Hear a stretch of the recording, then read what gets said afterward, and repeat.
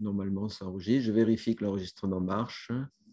Très bien. Alors, nous allons commencer. Juste, on va repasser à la diapositive précédente. Voilà. Et aujourd'hui, notre sujet est prothèse unicompartimentale fémorotibiale. Alors, c'est un sujet de discussion depuis des dizaines d'années pour savoir s'il faut utiliser ou pas des prothèses unicompartimentales et quelle est leur place. Donc, j'ai demandé à plusieurs spécialistes, certains au bord de la mer et d'autres au centre des terres, de venir nous donner leur avis. Alors, je remercie beaucoup Frédéric Dubrana, qui est de Brest, mais qui nous précise qu'il a fait une partie de ses études à Toulouse, à Sébastien Martre, qui est de Hyères, mais qui a fait ses études à Lyon, Jean-Alain Épinette. Alors, j'ai eu du mal à trouver Bruay-la-Buissière, mais j'ai trouvé une image qui est en fait un élève de Lille et de Toulouse, puisqu'elle a fait une partie de ses études à Toulouse, et de moi-même. On va essayer de vous parler d'un peu tout. Nous n'allons pas insister tellement sur la technique opératoire elle-même, sinon sur la robotique, pour ne pas perdre de temps, mais surtout sur l'intérêt et les indications de la pose de ce type de prothèse. Alors, je reviens un peu loin en arrière pour vous parler. Ah, il faudrait fermer vos micros, si vous pouvez, tous. Voilà, merci. Donc, en revenant un petit peu en arrière, c'est de 2012, mais l'HAS n'a pas reparlé de la prothèse unicompartimentale depuis. Ce sont les chiffres en France. Et vous voyez, en 2012, il était mis 80 000 prothèses totales de genoux pour à peu près 10 000 prothèses unicompartimentales et 400 ostéotomies. Alors, on peut se demander pourquoi. Et d'autant plus que l'HAS, dans sa conclusion, écrit que les résultats à 15 ans pour une arthrose unicompartimentale sont les mêmes que l'on pose une prothèse unicompartimentale ou une prothèse totale de genou. C'est-à-dire que la prothèse totale de genou n'améliore pas le résultat, mais va entraîner d'autres complications liées à la prothèse totale de genou elle-même. Alors, je pense que quand même les indications sont pas liées au salaire. Ce n'est pas parce que la prothèse totale de genou est mieux payée que la PUC et encore mieux que l'ostéotomie que c'est dans cet ordre que sont faites les indications. Ça ne nous regarde pas, comme disent les inconnus. Mais on peut se poser la question, soit l'arthrose du genou est le plus en vent d'emblée bicompartimentale, c'est-à-dire que l'arthrose se globalise d'emblée. Et c'est donc normal qu'il y ait plus de prothèses totales que de prothèses unicompartimentales, puisqu'il y aura plus d'arthrose bicompartimentale.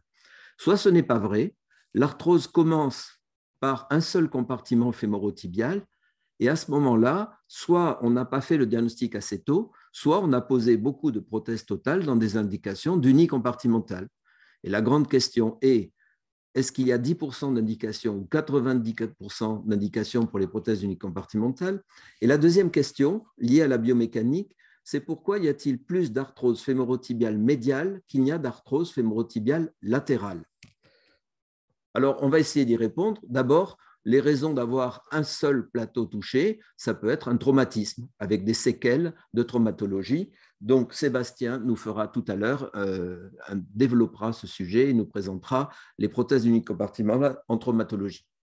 La deuxième raison, rare, qui est soit d'avoir une nécrose du condyle, soit d'avoir une ostéochondrite évoluée entraînant des douleurs et une arthrose. Mais ce sont vraiment des pathologies unicompartimentales dans lesquelles l'indication d'une prothèse unicompartimentale donne de bons résultats et est excellente.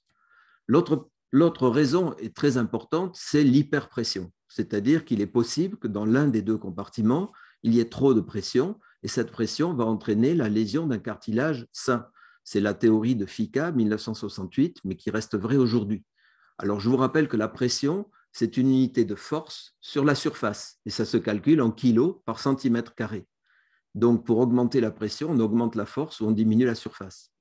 Si on regarde les facteurs varisants intrinsèques, extrinsèques, si vous prenez que le membre concerné, comme ici, vous voyez que normalement, si tout va bien, s'il n'a pas un défaut d'axe, c'est à peu près équilibré. Si on appuie sur la tête fémorale, on aura à peu près la même pression sur le compartiment fémorotibial latéral ou médial. Mais cet équilibre est incertain parce que lorsqu'on est en appui unipodal, nous allons avoir des forces varisantes extrinsèques. Et ces forces varisantes extrinsèques vont entraîner un hyperappui sur le condyle et le plateau tibial médial qui va être compensé par la contraction des muscles. Donc, ça marche comme la balance de Powell à la hanche, sauf qu'au lieu d'avoir 4 fois le poids du corps sur la hanche, on l'a 2 fois sur le genou, puisque vous voyez ici l'exemple, si on a une pression de 50 kg en dedans, il faut faire une tension de 50 kg en dehors pour l'équilibrer.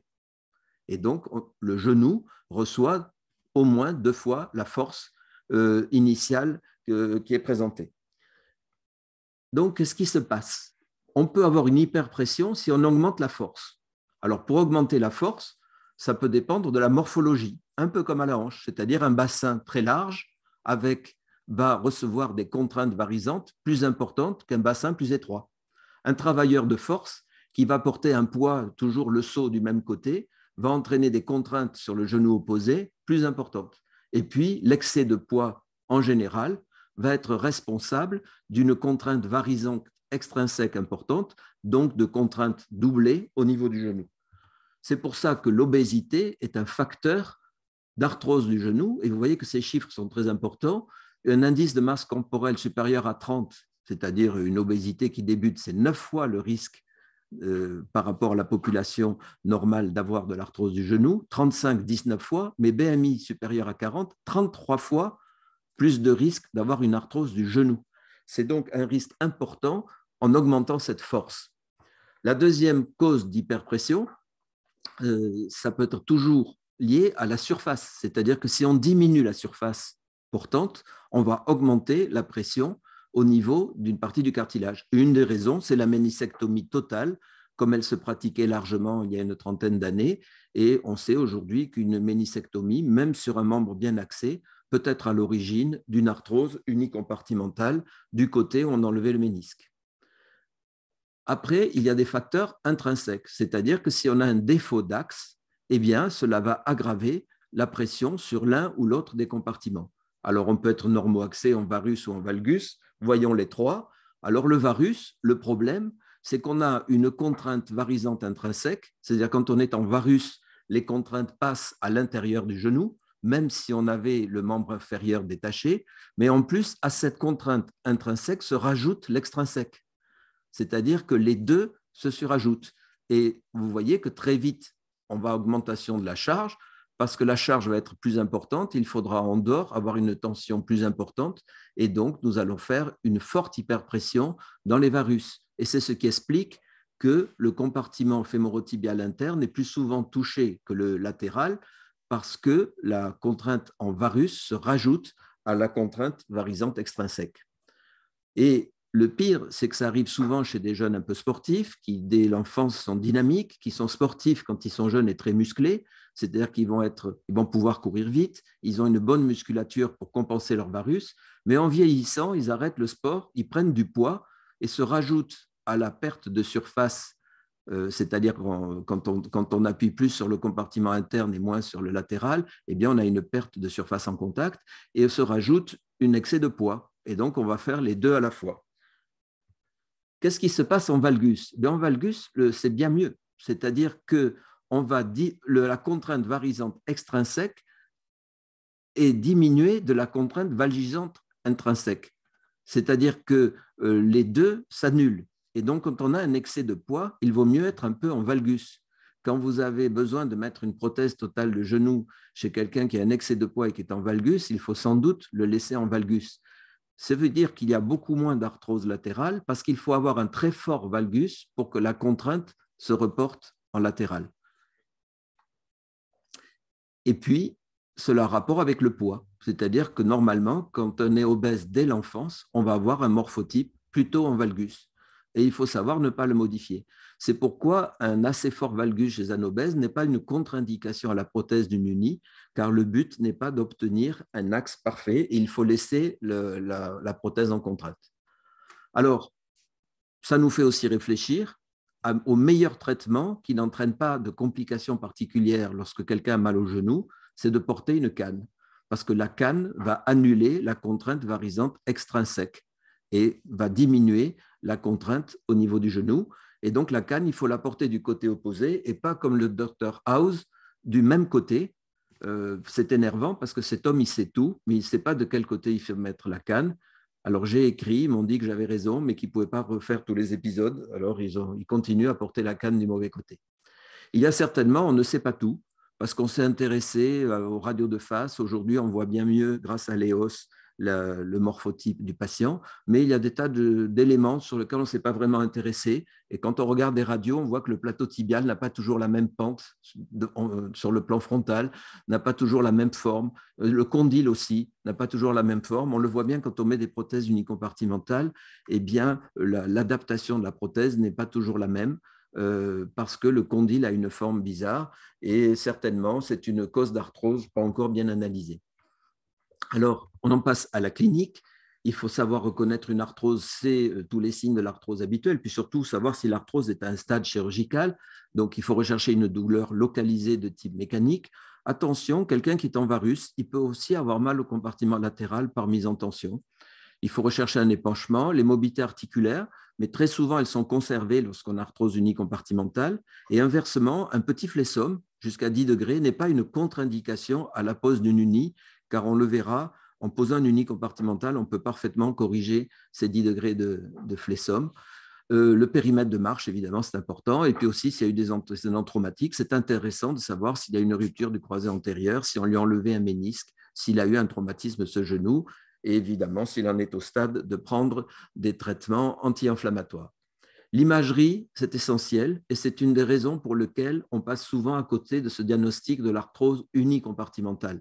C'est que le bilan de base que fait un radiologue avec lequel vient le malade, c'est un cliché du genou de face et profil et éventuellement une télémétrie, et il vient avec une IRM et un scanner qui, on le verra, ne sont peut-être pas indispensables, mais il n'y a pas toujours le chose et le défilé rotulien, et ce sont les deux clichés indispensables. À la limite, on ne pourrait faire que ces deux-là. Et donc, ce cliché en shoes est essentiel, décrit par Rayak, et vous voyez ici, c'est un cas où sur un malade debout, donc en charge, qui n'a pas un gros défaut d'axe, il est en extension, eh bien, il n'a pas de fort pincement de l'interligne. Il a un début de pincement, mais on pourrait dire il peut encore attendre puisqu'il n'est pas très pincé. Comment je sais qu'il est de face? Parce que l'interligne dessine un S. Ensuite, on va lui faire un shoes, c'est-à-dire le genou un peu fléchi à 30 degrés, qui est la position de la marche, donc la partie du genou qui va recevoir les contraintes. Donc, on fait ce cliché de cette manière, et vous voyez que ce même malade en flexion a une arthrose au stade 4 avec un contact os-os des deux côtés du compartiment médial. Comment je sais que c'est bien un shoes? C'est que l'échancrure a une forme d'oméga. Alors attention, quand il est écrit shoes et que vous voyez un S, ça veut dire que le shoes est mal fait et que vous ne pouvez pas vous y fier. Donc c'est très important de voir la forme oméga qui prouve que le shoes a été bien fait. Alors le shoes, il permet aussi de voir mieux, par exemple, cette ostéochondrite qui paraît pas très importante sur le cliché en extension et qui l'est beaucoup plus sur le cliché en légère flexion. Pareil, pour le compartiment latéral, le shoes donne aussi cette notion de mise en charge et de zone d'appui. Je vous le remonte plusieurs fois parce que c'est classique, ça ne se voit pas sur la face, alors encore moins si on est couché, et ça se voit uniquement sur ce cliché en shoes. On est à ce stade d'arthrose, et c'est ce cliché qui va vous permettre de trouver les indications de prothèse unicompartimentale. Alors, qu'est-ce qu'on pourrait regarder d'autre sur la télémétrie ou sur les différentes radiographies? Eh bien, d'abord, la forme du tibia. Est-ce que c'est un tibia varum ou un tibia droit? Ce n'est pas parce que c'est un tibia varum qu'on ne mettrait pas une unie, mais c'est intéressant de savoir la cause au départ. C'est un tibia droit, vous ne pourrez pas le mettre en compétition avec une ostéotomie. Un tibia varum, ça dépendra du niveau de l'arthrose. Et savoir s'il faut le faire au niveau de l'interligne ou au niveau du résidu du cartilage de croissance, ça c'est une discussion, mais vous voyez, ils sont à peu près parallèles. On peut aussi regarder sur la télémétrie l'importance du varus, parce que là, on peut avoir un tibia droit et découvrir que sur la télémétrie, on a un varus avec des contraintes qui passent en dedans. Et ces contraintes, elles peuvent passer en dedans pour deux raisons, soit parce qu'on a un tibia varum, soit aussi parce qu'il y a une usure, soit les deux combinés. Alors, ça se montre ici, vous voyez, ce malade, il a un varus tibial de 3 degrés, mais sur le cliché en charge en télémétrie, il a 10 degrés. Ça veut dire donc qu'il y a 3 degrés dans le tibia et 7 degrés dans l'usure. Et donc, quand vous allez le corriger, on aura un tibia varum, on aura un varus résiduel de 3 degrés, ce qui est tout à fait compatible avec la pose d'une unie et même favorable puisqu'il faut laisser les contraintes du côté de la prothèse unicompartimentale. Alors, qu'apporte le profil? Le profil va vous montrer la présence éventuelle d'une cupule, et si elle est très postérieure, c'est que ce malade a une instabilité. parce qu'il faut se méfier du test de l'instabilité chez quelqu'un qui a une arthrose. On peut avoir un Lachman stable, un tiroir antérieur stable, alors qu'en fait, le malade n'a plus de croisée antérieure, il est stabilisé par sa cupule et par son arthrose. Enfin, essentiel aussi, c'est le défilé rotulien pour savoir si ce malade a une arthrose, et sinon elle sera bicompartimentale. Mais attention, on va toujours trouver des petits signes d'arthrose, comme ici. Si au moindre signe d'arthrose, vous dites je ne mets pas de prothèse unicomparamentale, vous n'allez pas en mettre beaucoup. En réalité, ce qui compte, c'est la clinique. Il faut qu'il n'ait pas de douleur rotulienne. Donc, on fait tous les tests habituels, on palpe la rotule, on fait le test du rabot, on fait le test de Smiley, et puis s'il n'a pas mal à la rotule, et même s'il a un peu d'arthrose, on peut mettre une uni. Ce n'est pas une contre-indication. Et on peut demander, dans le doute, évidemment, éventuellement un arthroscanner ou une IRM. Et puis, dernier test à bien voir, c'est son croisé antérieur. Et comme je vous l'ai dit, les tests habituels, il faut s'en méfier. Et lorsque vous avez un doute, vous pouvez demander une IRM, en sachant, et Sébastien va nous en parler, que ce n'est pas parce qu'il y a une rupture de croisée antérieure que ce n'est plus une indication de PUC. Là, ça va dépendre de l'âge. On peut poser une PUC avec un croisé rompu, on peut faire une ligamentoplastie et une PUC. Qu'apporte la tomodensitométrie? Eh bien, si le genou est douloureux et qu'il n'y a pas de réel pincement de l'interligne sur le cliché en shoes, vous allez découvrir peut-être qu'il y a des lésions plus importantes. Vous voyez ici une lésion au condyle et pas forcément au tibia. Et quand vous avez un doute, vous pouvez encore faire une arthroscopie. Et alors que la radio n'était pas mal, vous voyez que sous arthroscopie, c'est le même malade. On a une lésion en chair de crabe, c'est-à-dire 3A, et en face, on a du 4. Donc, on a un genou très abîmé. Et souvent, c'est la persistance du ménisque. C'est-à-dire, si le ménisque, lui, est intact, il va rester un interligne correct alors qu'il n'y a plus de cartilage. Alors, on revient au traitement. Et vous savez que, en fait, cette prothèse unicompartimentale, elle est en compétition avec l'ostéotomie et la prothèse totale du genou.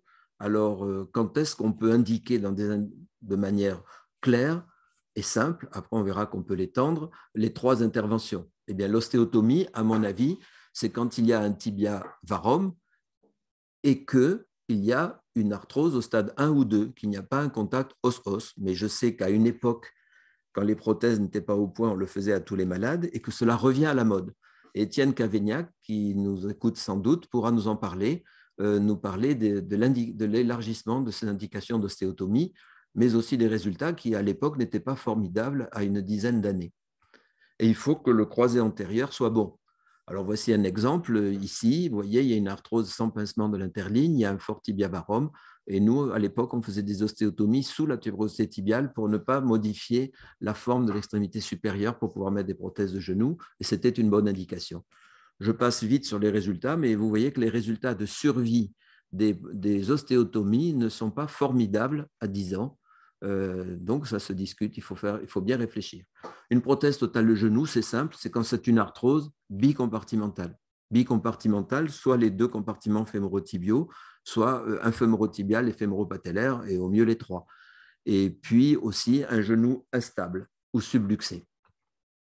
Ici, un exemple évident d'un malade qui n'en est plus au stade d'une prothèse unicompartimentale. Et pour tous les autres, et la question est de savoir combien il y en a, on peut poser des prothèses unicompartimentales qui ont quand même beaucoup d'avantages. Un, on conserve le pivot central lorsqu'il est intact au début, on conserve le cartilage des autres compartiments, on enlève très peu d'os, ce qui fait qu'on peut reprendre une prothèse unicompartimentale par une prothèse totale de genou.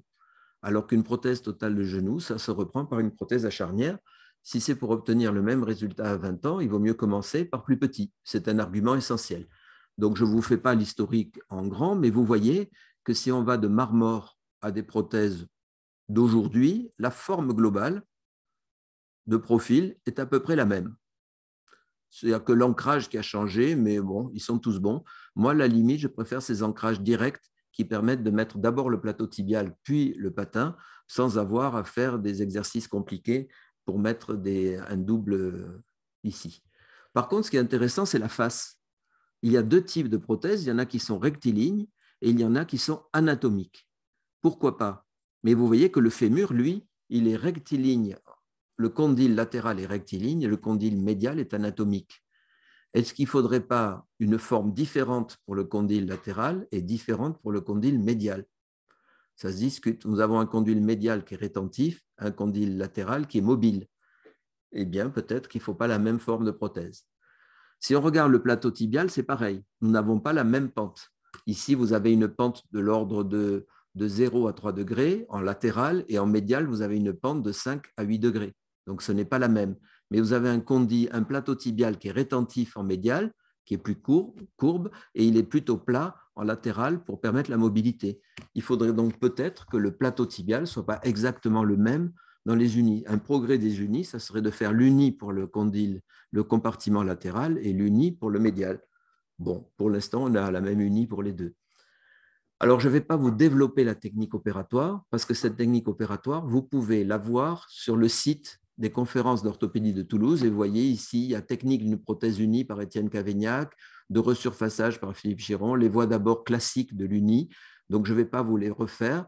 Et nous allons nous intéresser au plus important tout à l'heure, c'est-à-dire à la technique opératoire que nous développera Sébastien Marc, c'est-à-dire la technique opératoire avec robot, qu'apporte le robot. Quand même, je voudrais développer quelques points techniques qui me paraissent importants pour une unie.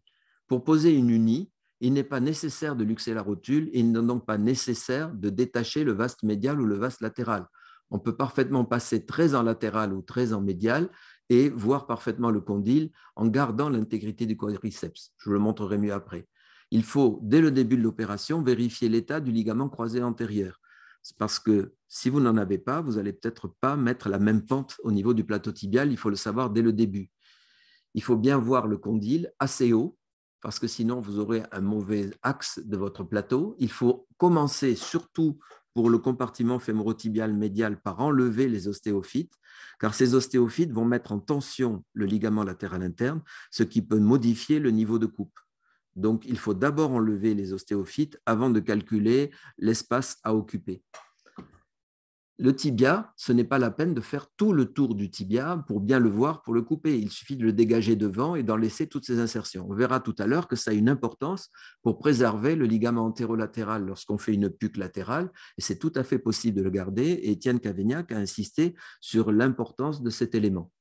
Ensuite, conserver les axes natifs. Quand on est en valgus, il faut rester en valgus. Quand on est en varus, il faut rester en varus.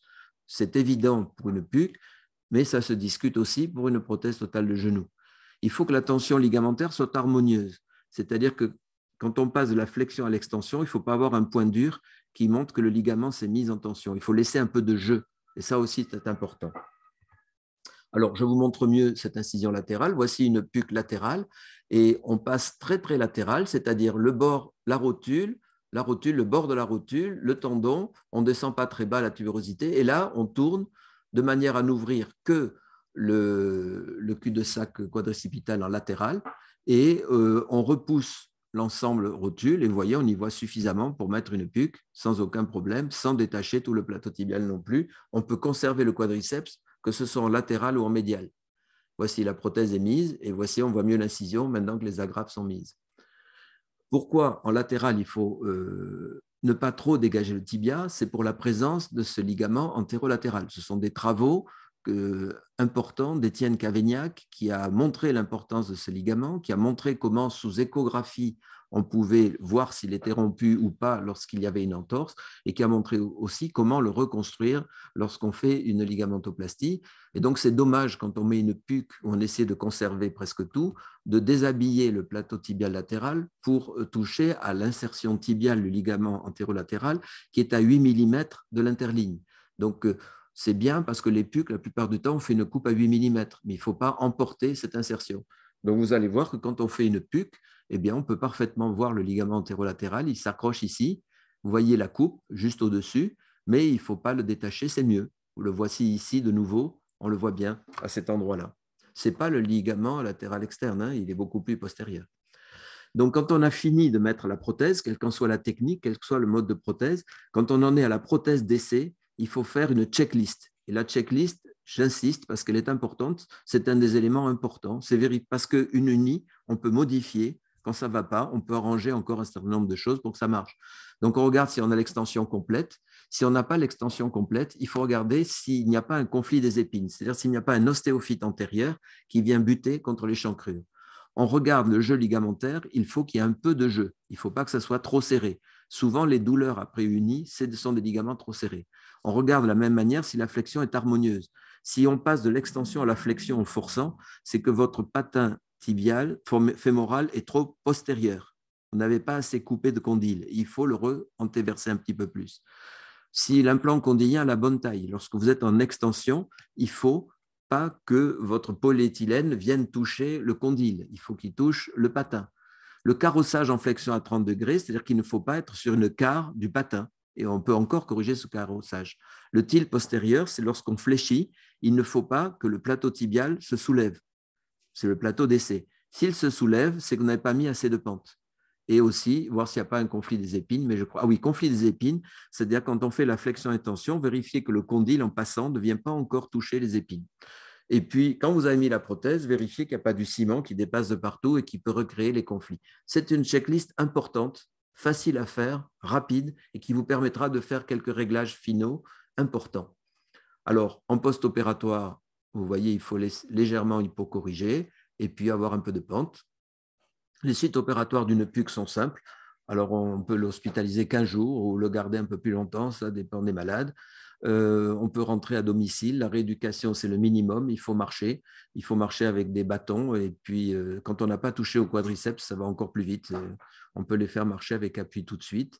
Et la reprise du travail est assez rapide puisque la prothèse est fixée. On n'attend pas qu'il y ait une... Ce n'est pas une prothèse non cimentée. Et tous les sports sont possibles. Mais quand même, vous voyez, là, c'est une étude qui a été faite à Cochin qui montre qu'entre un malade qui a une unie, un malade qui a une totale et un malade qui a une ostéotomie, celui qui fait le mieux le sport, c'est l'uni, mais celui qui en fait le moins bien, c'est l'ostéotomie. Par exemple, quand on joue au tennis, eh bien, celui qui a une unie va jouer à peu près normalement, celui qui a une prothèse totale de genou jouera pépère, mais bien, et celui qui a une ostéotomie, eh bien, au bout de demi-heure, il a mal au genou, il faut qu'il arrête. Donc ça, vous avez des publications dans ce sens. Je ne vais pas reprendre tous les résultats, mais juste je vais m'appuyer sur une étude du service 365 cas revue à plus de 15 ans, qui était la thèse de Nicolas Lapie, où en gros 90% des patients étaient satisfaits. Le score de genou était moins bon, mais il tient compte du varus ou valgus, alors qu'on a fait exprès de laisser un défaut d'axe. C'est ça qui m'intéresse. Les complications sont peu nombreuses, très peu d'infections. Une infection sur 365. C'est très rare d'avoir une infection avec une unie, alors que c'est un des grands problèmes de la prothèse totale de genou. Et vous voyez 2 thromboses veineuses sur 365 et nécessité de faire 9 mobilisations. C'est des complications beaucoup moins importantes que celles classiques pour une prothèse totale de genou. Il faut aussi en tenir compte dans les indications. Alors, une indication de PUC typique, mais qui est intéressant parce que c'est 18 ans de recul.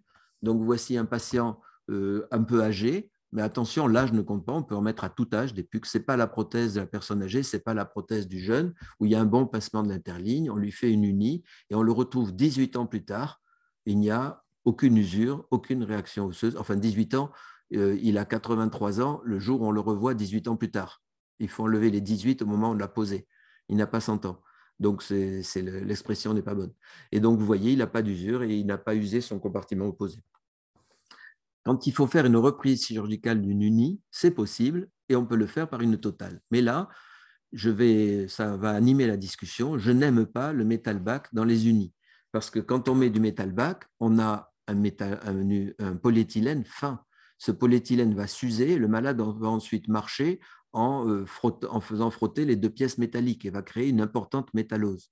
Et ça, ce n'est pas bon et il vaut mieux mettre un polyéthylène plein, c'est mon avis. Et ici, vous voyez, il y a eu un enfoncement, mais c'est parce qu'on n'a pas suivi les directives de Cartier qui a dit qu'il faut s'appuyer sur la corticale. On voit très bien que cette prothèse était appuyée sur du spongieux, alors qu'il faut s'appuyer sur la corticale. C'était ce que disait Cartier par rapport à Marmor, qui disait qu'il valait mieux le mettre dans le spongieux. Et voici des cas où je vous montre des prothèses de genoux qui sont quand même allées très loin. C'est-à-dire que le malade, après avoir usé son polyéthylène, il a usé tout le métal. Et c'est pour ça que je n'aime pas trop le polyéthylène fin. Après, la cause principale de reprise d'une unie, c'est l'hypercorrection. C'est-à-dire qu'on use le compartiment opposé parce qu'on a fait une hypercorrection. Et vous voyez ici, ça c'est un travail qu'avait fait Étienne Cavaignac, dont je vais vous reparler ensuite. Et vous voyez que le poids, a priori, n'a pas d'importance.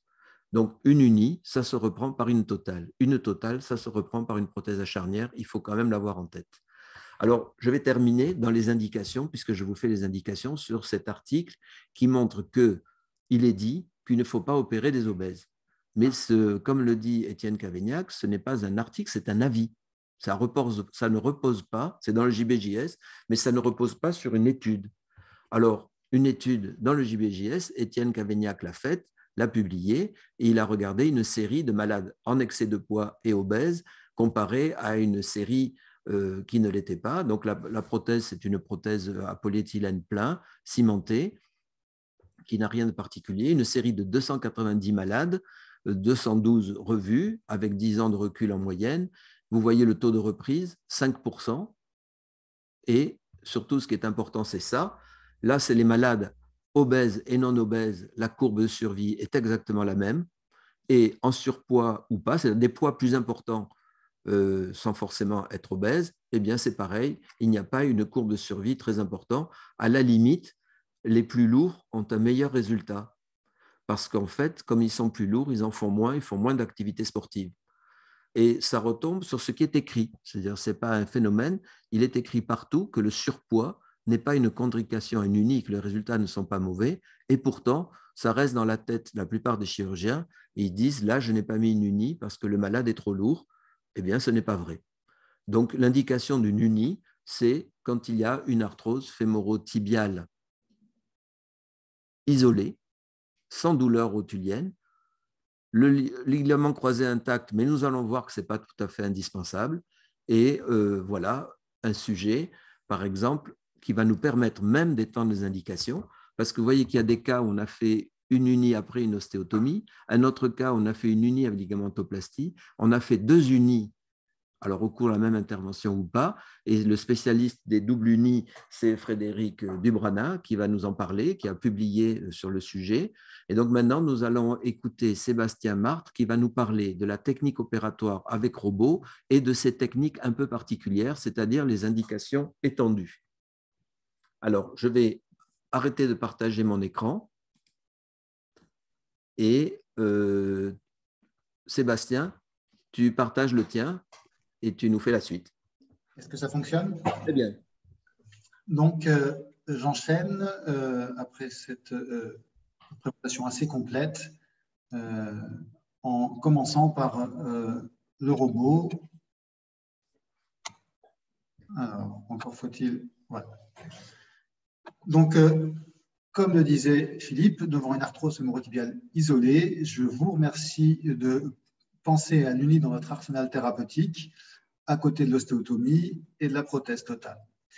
La récupération est plus rapide, la satisfaction est en général plus importante et les scores fonctionnels sont également plus élevés.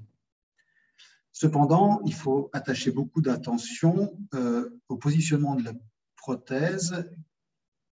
Donc, la prothèse doit être posée de façon précise, personnalisée, selon une technique rigoureuse, et c'est la clé du succès. Toutes les publications sont en faveur de l'importance du positionnement. Mais qu'est-ce que c'est qu'un positionnement parfait? C'est d'abord respecter le positionnement en varus valgus, respecter la pente tibiale et le flexum de la coupe distale fémorale, prendre en considération la rotation, le carrossage qu'évoquait Philippe, le point de contact entre le fémur et le tibia, la taille des composants et la hauteur de l'interligne. Et ça fait énormément de paramètres à prendre en considération. Le problème, c'est qu'avec la prothèse unie, les erreurs se cachent. Un point de contact qui est mal reproduit entraîne un décèlement. Une erreur de taille est également aussi couronnée d'échecs. Et l'hypercorrection est, comme l'a souligné Philippe, la principale cause d'échec de l'outil. La pente tibiale présente une grande variabilité interindividuelle et est différente entre le compartiment interne et le compartiment externe. Et vous voyez également que le positionnement sagittal est différent en fonction de l'anatomie du fémur. Vous voyez que sur le patient de gauche, il n'y a pas de courbure sagittale du fémur distal.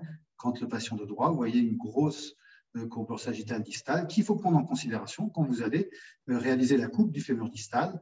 Et tous ces éléments sont assez difficiles à prendre en considération. Le varus métaphysaire, ça a été évoqué également. À gauche, vous avez un varus métaphysaire assez prononcé. Quant à droite, le varus métaphysaire est quasiment.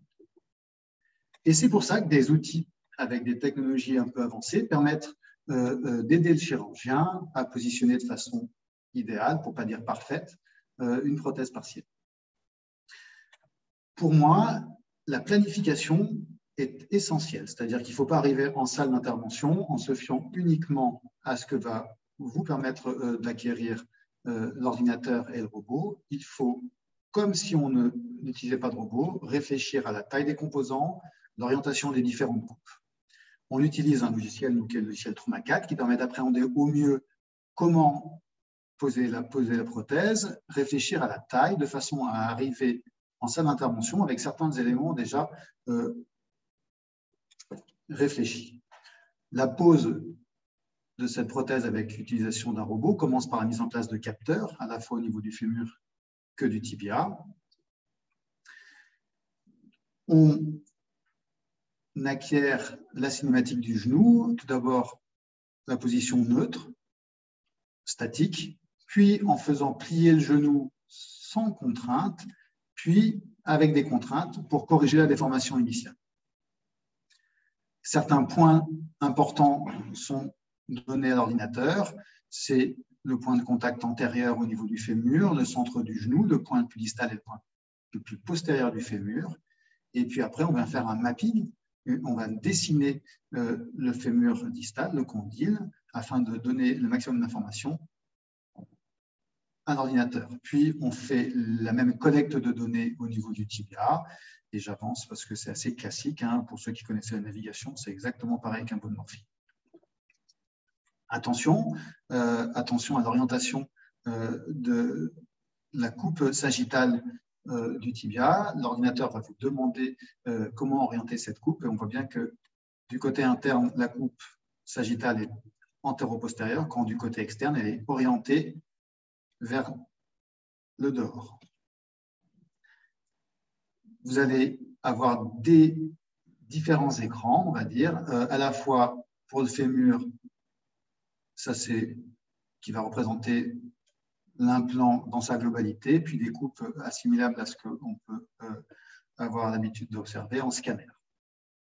Exactement la même chose au niveau du tibia, avec des vues frontales, sagittales, vues du dessus.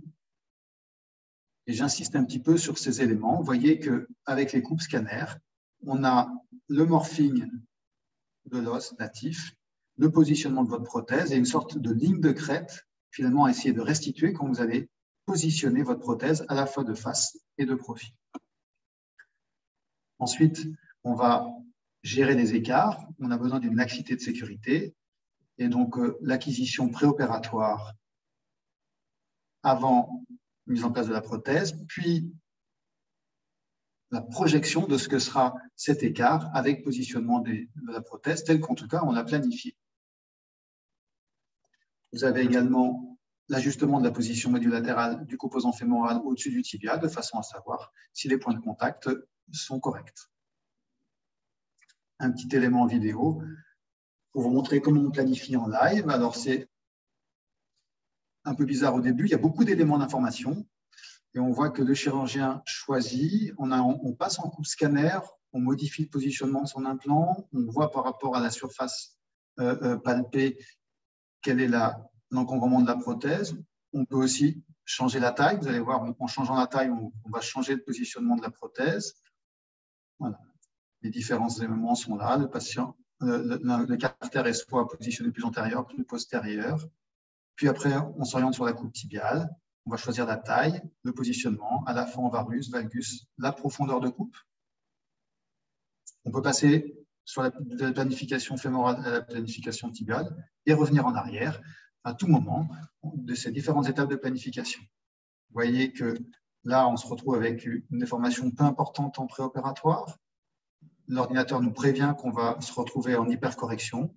On modifie la profondeur de résection tibiale de façon à rester dans une déformation acceptable en post-opératoire.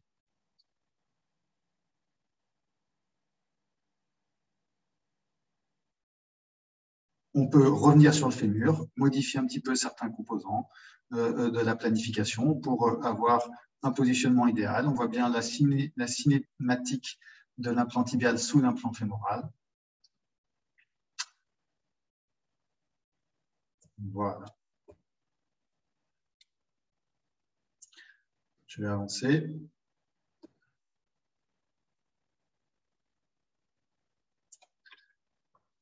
Alors après, c'est une fraise motorisée, le système que j'utilise et dont j'ai l'habitude. Là, c'est la première version, c'était le Navio. Maintenant, on est sur le Cori avec une fraise qui marche beaucoup plus vite. L'idée, c'est d'aller réséquer, et on a des profondeurs de résection avec des codes couleurs. Pour vous donner un aperçu du fraisage. On se retrouve avec une fraise qui sort. Dès qu'on se retrouve en zone à fraiser, la fraise se rétracte ou sort en fonction de ce qui a été planifié. Vous voyez qu'on vient réséquer ce qu'on a prévu avec la planification en amont. Donc, dès qu'on a fraisé suffisamment, on se retrouve en zone blanche avec un système d'irrigation qui diminue les projections parce que effectivement, ça projette un peu de poudre d'os. Pour gagner un peu de temps, voilà, on fait des plots également, je vous montre, avec la fraise. C'est un coup de main à prendre, mais c'est plus simple que ça peut ne le paraître.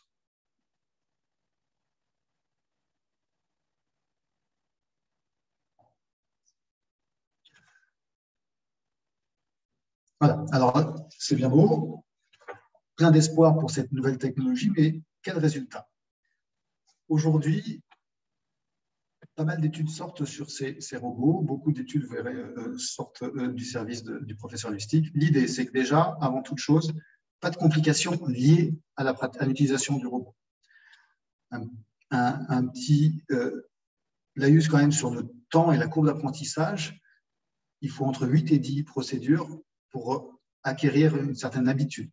Ce n'est pas anodin, hein, une dizaine de procédures pour une intervention qui n'est pas réalisée de façon quotidienne. Et au bout de 8 à 10 pauses, le temps opératoire se stabilise. Après, en termes de précision, aujourd'hui, les études montrent qu'avec des systèmes robotiques, on a des erreurs qui sont, en tout cas, qui sont beaucoup moins importantes qu'avec un système conventionnel, 3 degrés 2 mm versus 6 degrés 3 mm. Attention, ce n'est pas parce que c'est plus précis que pour l'instant, on va se retrouver avec des meilleurs résultats fonctionnels. On attend aussi les survies de ces implants et c'est les différentes études avec du recul qui permettront probablement d'apporter ces éléments-là.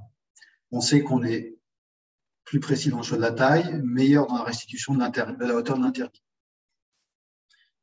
L'EFFORT a fait une revue systématique et qui retrouve cette courbe d'apprentissage autour de 10 cas, que par contre, la précision est acquise dès les premières pauses, c'est le temps opératoire qui se stabilise après 10 pauses, qu'on a moins d'outliers, donc c'est ça qui est important, donc du coup, moins d'hypercorrection. Il semblerait avoir des meilleurs résultats fonctionnels pour l'uni externe par rapport à des techniques conventionnelles, et qu'il nous faut quand même un peu plus de recul. Juste un petit cas clinique pour vous montrer. Le cas de ce patient avec un varus métaphysaire important, excédant 5 degrés, et un autre cas avec un varus métaphysaire quasiment nul, et on se rend compte que l'ordinateur nous permet de restituer de façon précise l'orientation de la métaphyse tibiale. Je vais enchaîner sur, on va dire, l'extension possible de la prothèse partielle à des cas particuliers. Je vais évoquer les ostéotomies, les cas d'insuffisance du ligament croisé antérieur et les cas post-traumatiques. Et je vais commencer par les cas post-traumatiques. Il y a quelques études qui montrent que les prothèses partielles donnent de très bons résultats, à la fois pour récupérer une bonne fonction du genou, corriger le défaut d'axe, et que leur survie, surtout c'est ça qui est important, n'est pas différente par rapport à une prothèse partielle mise dans le cadre d'une arthrose d'une atteinte dégénérative. La particularité des PUC après fracture, c'est que ça touche très souvent le plateau tibial externe, des patients jeunes, avec une qualité osseuse médiocre et avec des atteintes fonctionnelles élevées. Et vous voyez bien sur ces images scanners qu'on se retrouve avec un capital osseux un peu effrayant. Il y a une technique très importante dans ces situations-là, c'est la mise en place d'une vis de soutènement sous le composant tibial pour éviter les effondrements. Vous voyez un cas d'une arthrose post-traumatique sur une séquelle d'une fracture séparation enfoncement du plateau tibial externe. Vous voyez que la métaphyse tibiale est élargie avec un calvicieux intra-articulaire important et du matériel en place. Et vous voyez ce même cas avec la mise en place d'une prothèse partielle externe. Les difficultés sont liées bien sûr au capital osseux et attention parce que dans les fractures séparation, on se retrouve avec une inadéquation entre la taille antéro-postérieure et médio-latérale de l'implant. Il faut souvent faire une résection osseuse du bord latéral du plateau tibial pour trouver le bon compromis.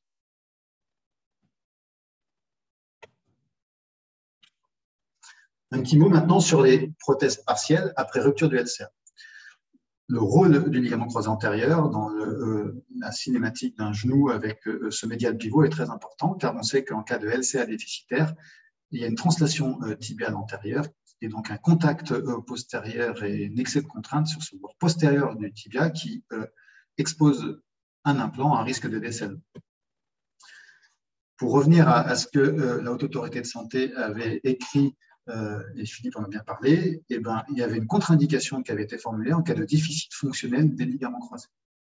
L'AOS est revenu sur ces notions d'insuffisance du ligament croisé antérieur et en disant qu'un ligament croisé antérieur déficitaire n'est pas une contre-indication. C'est l'instabilité clinique qui est plus importante, mais on a vu que dans un genou arthrosique, l'instabilité clinique n'est pas forcément présente en raison de l'arthrose. C'est pour ça qu'il faut différencier deux entités. L'arthrose unicompartimentale qui cause la dégénérescence du ligament croisé antérieur. Et là, il est maintenant admis que la prothèse partielle peut être une bonne option, et l'arthrose unicompartimentale qui est causée par la rupture du ligament croisé antérieur. Et là, c'est une mauvaise stratégie, sauf si on reconstruit le ligament croisé antérieur pendant la mise en place de la prothèse partielle. Et donc, vous voyez, il y a une entité clinique qui est un genou atteint, une atteinte unicompartimentale, donc pas aussi évoluée que l'image que je vous ai montrée. Il n'y a pas de notion traumatique. Et de l'autre côté, vous avez une atteinte traumatique, parfois des reconstructions qui ont fait défaut, et du coup, une atteinte dégénérative secondaire à cette insuffisance du ligament croisé antérieur.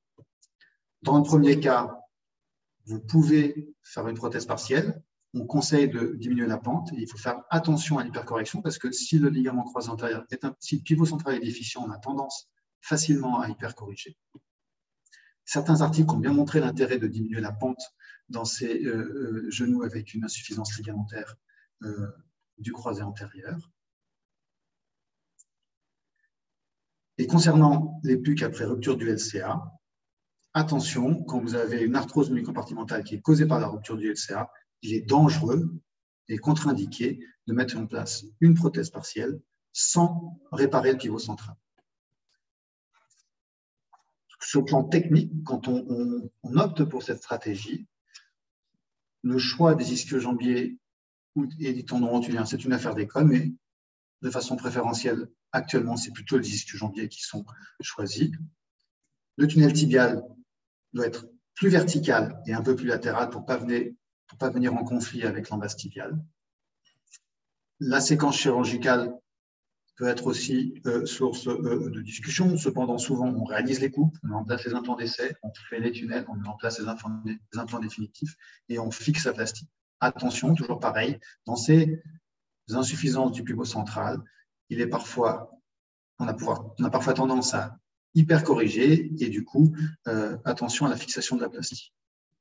Voilà des photos préopératoires, donc c'est Sébastien Lustig qui me les a transmises. Vous voyez le prélèvement de la greffe qui est préparé, l'essai pédiculé, la stratégie avec le robot, mise en place d'une prothèse de façon habituelle, puis fixation de la greffe avec la radio post-opératoire. Un autre cas du service, vous voyez, c'est des gens qui ont été opérés une fois, parfois deux fois, donc il y a une chirurgie itérative du ligament croisé antérieur, ce sont des patients jeunes, ça vaut la peine de se battre un peu et vous voyez le résultat de la reconstruction et de la mise en place de la prothèse. Donc, pour résumer, un déficit de LCA n'est pas une contre-indication. Quand c'est une arthrose compartimentale qui a entraîné la dégénérescence du LCA, il faut diminuer la pente. Quand c'est la rupture du ligament croisé antérieur qui a entraîné l'arthrose, attention, je vous encourage à reconstruire le pivot central, sinon ça va mal se passer. Et j'apporte beaucoup d'attention à la translation, à l'appui monopodal sur la radiographie de profil. Ces genoux qui sont fixés en translation antérieure tibiale, souvent, on a du mal à les recentrer. Un petit mot rapide, si tu me permets, Philippe, sur les PUC après ostéotomie. Les PUC après ostéotomie, c'est une contre-indication théorique à la prothèse partielle. La présentation typique, c'est une arthrose fémorotibiale interne sur un membre inférieur plutôt normo-axé avec un valgus métallique. Et parfois, on a du matériel en place. Quand on fait une ostéotomie, on modifie la métaphyse tibiale.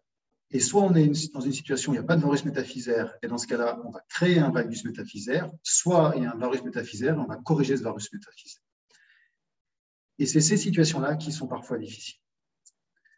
Regardez, quand on a un valgus métaphysaire et qu'on essaie de mettre une unie, on a une coupe tibiale qui est atypique et on a tendance à faire des hypercorrections. C'est quelqu'un qui avait été opéré dans le service et vous voyez, on a commis l'erreur d'une hypercorrection et en général, les erreurs se cachent, je vous l'ai dit, globalement, mauvaise indication limite, on va dire, mauvaise réalisation, pas de surprise, le résultat attendu est là.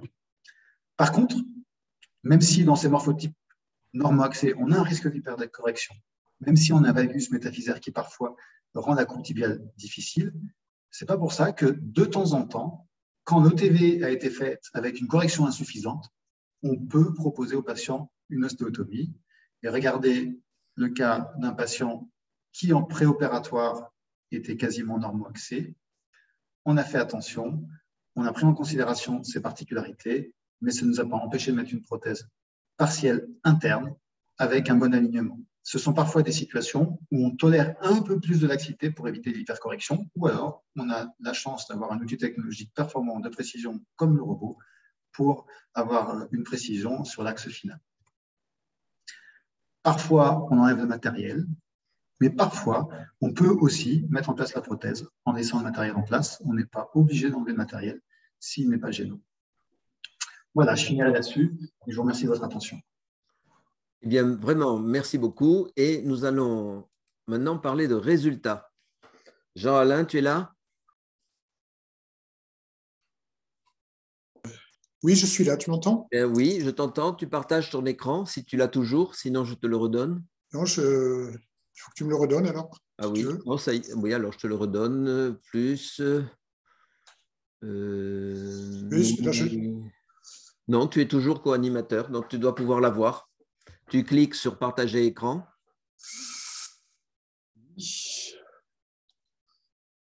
Ah, tout à l'heure, on l'avait partagé. Tu ne peux pas me le donner, l'écran? Oui, normalement, c'est toi. Je ne sais pas si je peux te le donner. Non, c'est à toi. Écran partagé, oui, c'est ça. Tu dois l'avoir là, oui. Écran partagé, tu cliques dessus, tu cliques sur ta planche. Voilà, ça va, il se passe quelque chose. C'est bon, tu peux y aller. Bon, merci à tous les deux. Merci à Philippe, merci à Sébastien pour ce fantastique topo qui m'a rappelé beaucoup de souvenirs lors de mes interventions d'ostéotomie. C'est un grand plaisir aussi d'être à Toulouse, puisque comme tu l'as dit, Philippe, j'ai passé toute ma scolarité à Pierre-de-Fermat, à Toulouse, avant de remonter dans le Nord, comme expliqué dans Bienvenue chez Echti. Mon père a eu à la fois une bonne et une mauvaise nouvelle professionnelle qui m'a obligé à remonter. Bon, quoi qu'il en soit, je suis très heureux d'être à Toulouse et je suis aussi très heureux de parler de prothèse unicompartimentale. Ça fait déjà bien des décennies qu'on se bat pour les unicompartimentales et notamment au travers de cet article, de ce livre paru en 97 avec Philippe Cartier, Gérard Deschamps et Philippe Ernigou, qui nous avait permis déjà à l'époque de faire beaucoup d'avancées, au moins théoriques, sur les conditions de mise en place de ces prothèses. Alors malheureusement, et je dis malheureusement, quand on parle de prothèse unicompartimentale, il y a une image choc qui arrive, c'est toujours la même, c'est un résultat de registre, et le registre, ça montre un taux effrayant, semble-t-il, de révision à 10-12 ans. Alors ça, c'est embêtant, mais c'est important de noter que ces registres ne donnent pas toujours la bonne réalité dans la vraie vie, et c'est la raison pour laquelle on peut discuter de l'intérêt de ces registres pour les unies compartimentales qui peuvent être systématiquement biaisés. Et David Murray, il y a quelques années, a jeté un pavé dans la mare en expliquant que effectivement, il ne fallait pas se fier aux registres qui donnent simplement une photo satellite. Lorsque vous avez une unie compartimentale qui fait plus ou moins mal, avec plus ou moins une bonne raison, une mauvaise raison, le chirurgien, le collègue ne va pas hésiter à reprendre cette unie, alors que quand vous avez une prothèse charnière, bien sûr, c'est beaucoup plus compliqué. Donc, c'est la raison pour laquelle David Murray suggérait, bien sûr, de ne pas se passer de registre, mais de l'associer à des vraies études observationnelles. Quand on regarde dans les littératures, effectivement, on voit que même pour les unies, on a une grande différence de résultats, comme dans le registre, le NJR. Pareil, dans le AOA, on a le registre australien, on a des taux de révision qui passent de 0,82 à 4,18, ce qui effectivement nous incite à la prudence sur les chiffres bruts des registres. De même, entre par exemple une prothèse fixe, un plateau fixe par rapport à une prothèse mobile, on voit que finalement, à 5 ans, on avait quand même là aussi une différence. Donc, encore une fois, il faut aller un petit peu plus loin dans l'analyse, ça paraît important. Mais il faut surtout, à guise de préambule, insister sur le fait que l'uni et la prothèse totale ne sont pas du tout en compétition. En fait, elles sont complémentaires, comme Philippe, tu l'as très bien dit au début de cette conférence.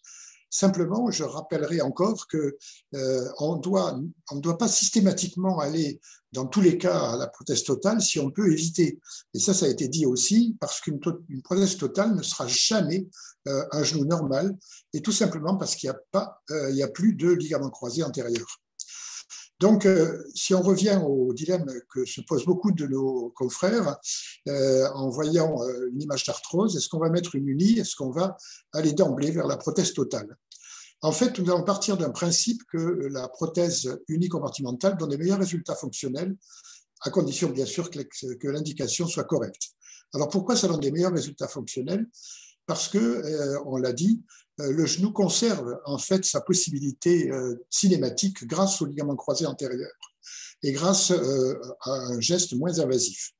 Nous avons colligé sur notre base de données OrthoWave qui fonctionne maintenant depuis plus de 20 ans, les résultats des unis à 25 ans.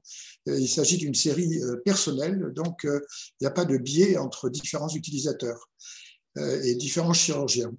Et pour voir les résultats cliniques des unis versus les prothèses totales, il y a quand même 2 éléments. On parlera par la suite des prompts, mais les éléments analysés et analytiques, c'est d'abord la mobilité et ensuite la possibilité d'utiliser les escaliers. Et ça peut être facilement, c'est factuel, ça peut être confirmé lors de l'examen. Juste un mot de la douleur pour dire que finalement, encore une fois, sur cette série à très long terme, on n'a pas de différence significative entre les résultats des prothèses totales et des unis. Dans cette série, on avait quand même 96 à 99% des cas, 98% de douleurs absentes.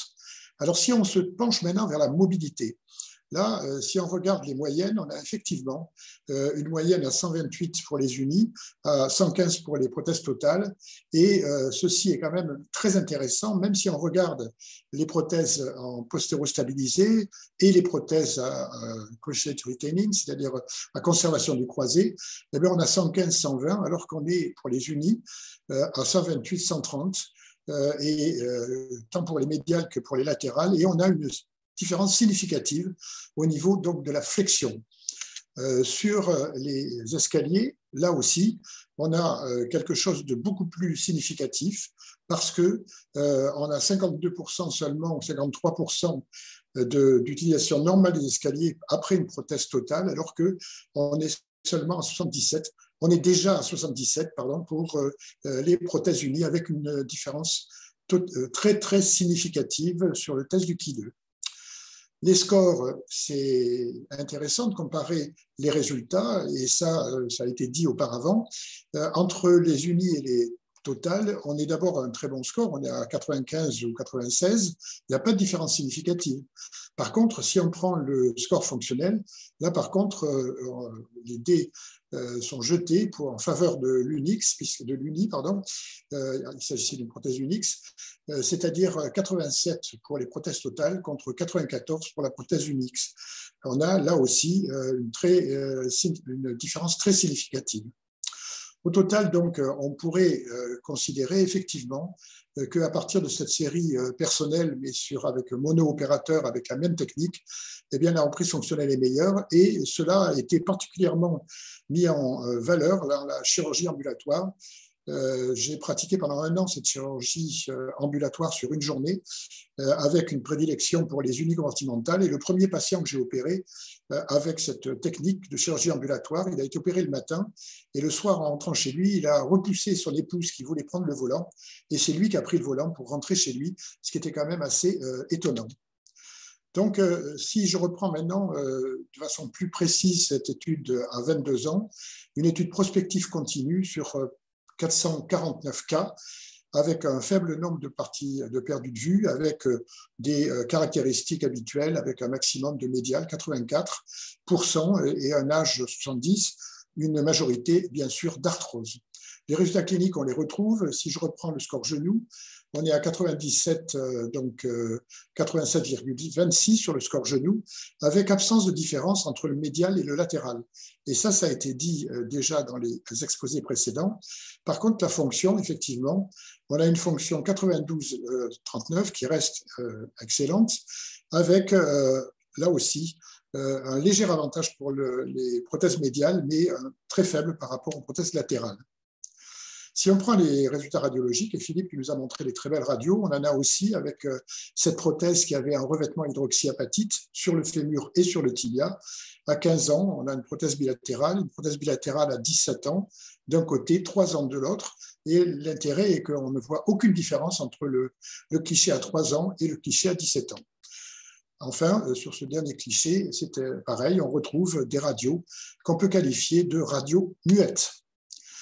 Parlons maintenant des complications. C'est important puisque longtemps, ces prothèses ont été considérées comme générant des complications importantes. Eh bien, nous, à 22 ans, sur près de 450 unis, on a eu très peu d'usure en fait. On a moins de 2% d'usure et on pourra en rediscuter tout à l'heure lors de la discussion. C'est important et ça dépend de la technique plus que du choix de l'implant. On a eu très peu d'ostéolyse, on est à moins de 1%. On a eu 0 décèlement avec cette prothèse à revêtement hydroxyapatite, ce qui nous fait 2,2% de complications en rapport avec la prothèse elle-même. L'extension des lésions, on en a eu 2%, et à chaque fois, et Sébastien l'a bien dit, c'est un problème d'hypercorrection dans la moitié des cas sur des ostéotomies qui avaient trop bien marché, si je peux dire, et qu'on a donc laissé en hypercorrection, ce qui n'était pas très bon. On a aussi une instabilité par LCAE, on a 0,4%, ce qui n'est pas très important, et fracture enfoncement, 0,9%, donc moins de 1%. Au total, ça nous fait quand même que 6% de complications sur cette série à très long terme. Si on reprend ici le graphique de ces lésions, on voit que effectivement l'extension des lésions, c'est ce qui est arrivé le plus souvent, et ce sont le plus souvent des erreurs d'indication ou des erreurs de technique. Et ça, c'était au début de notre expérience. Maintenant, ça s'est franchement raréfié.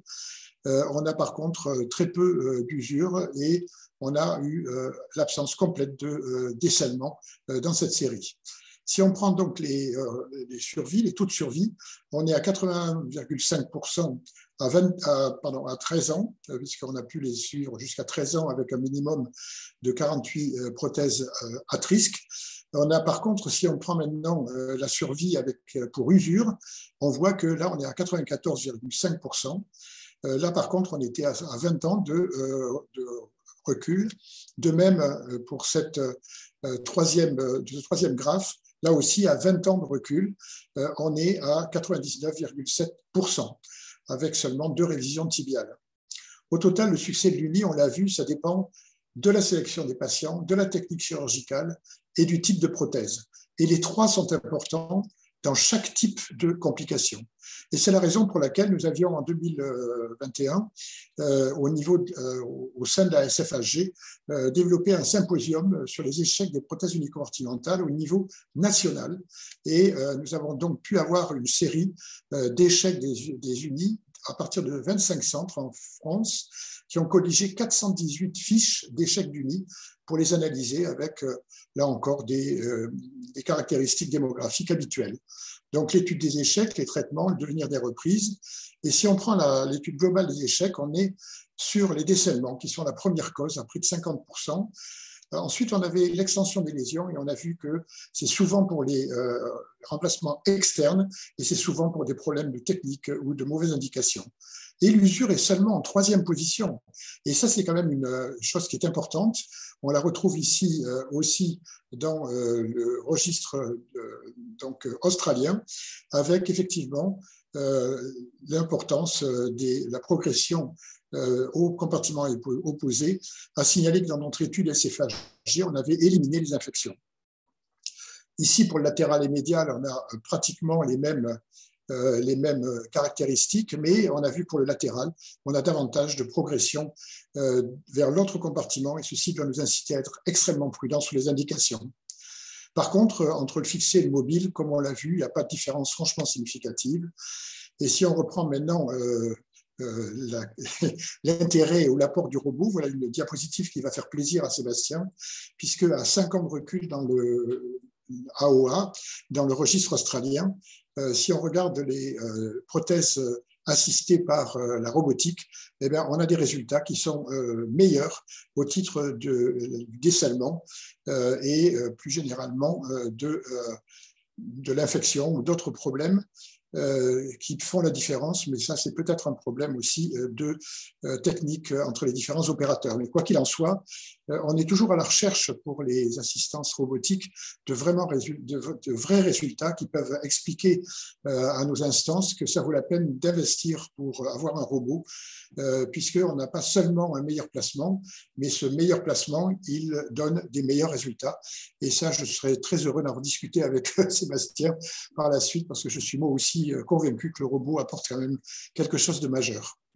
Donc, si je reprends ces études globales des échecs, on a un délai qui est différent, bien sûr, entre les différentes survenues de complications, mais globalement, on peut dire que d'année en année, ça se poursuit, les problèmes avec des complications qui se suivent à un rythme qui est différent selon ces variétés de complications qu'on va maintenant revoir un peu en détail, en signalant que c'est le décèlement tibial qui a la palme.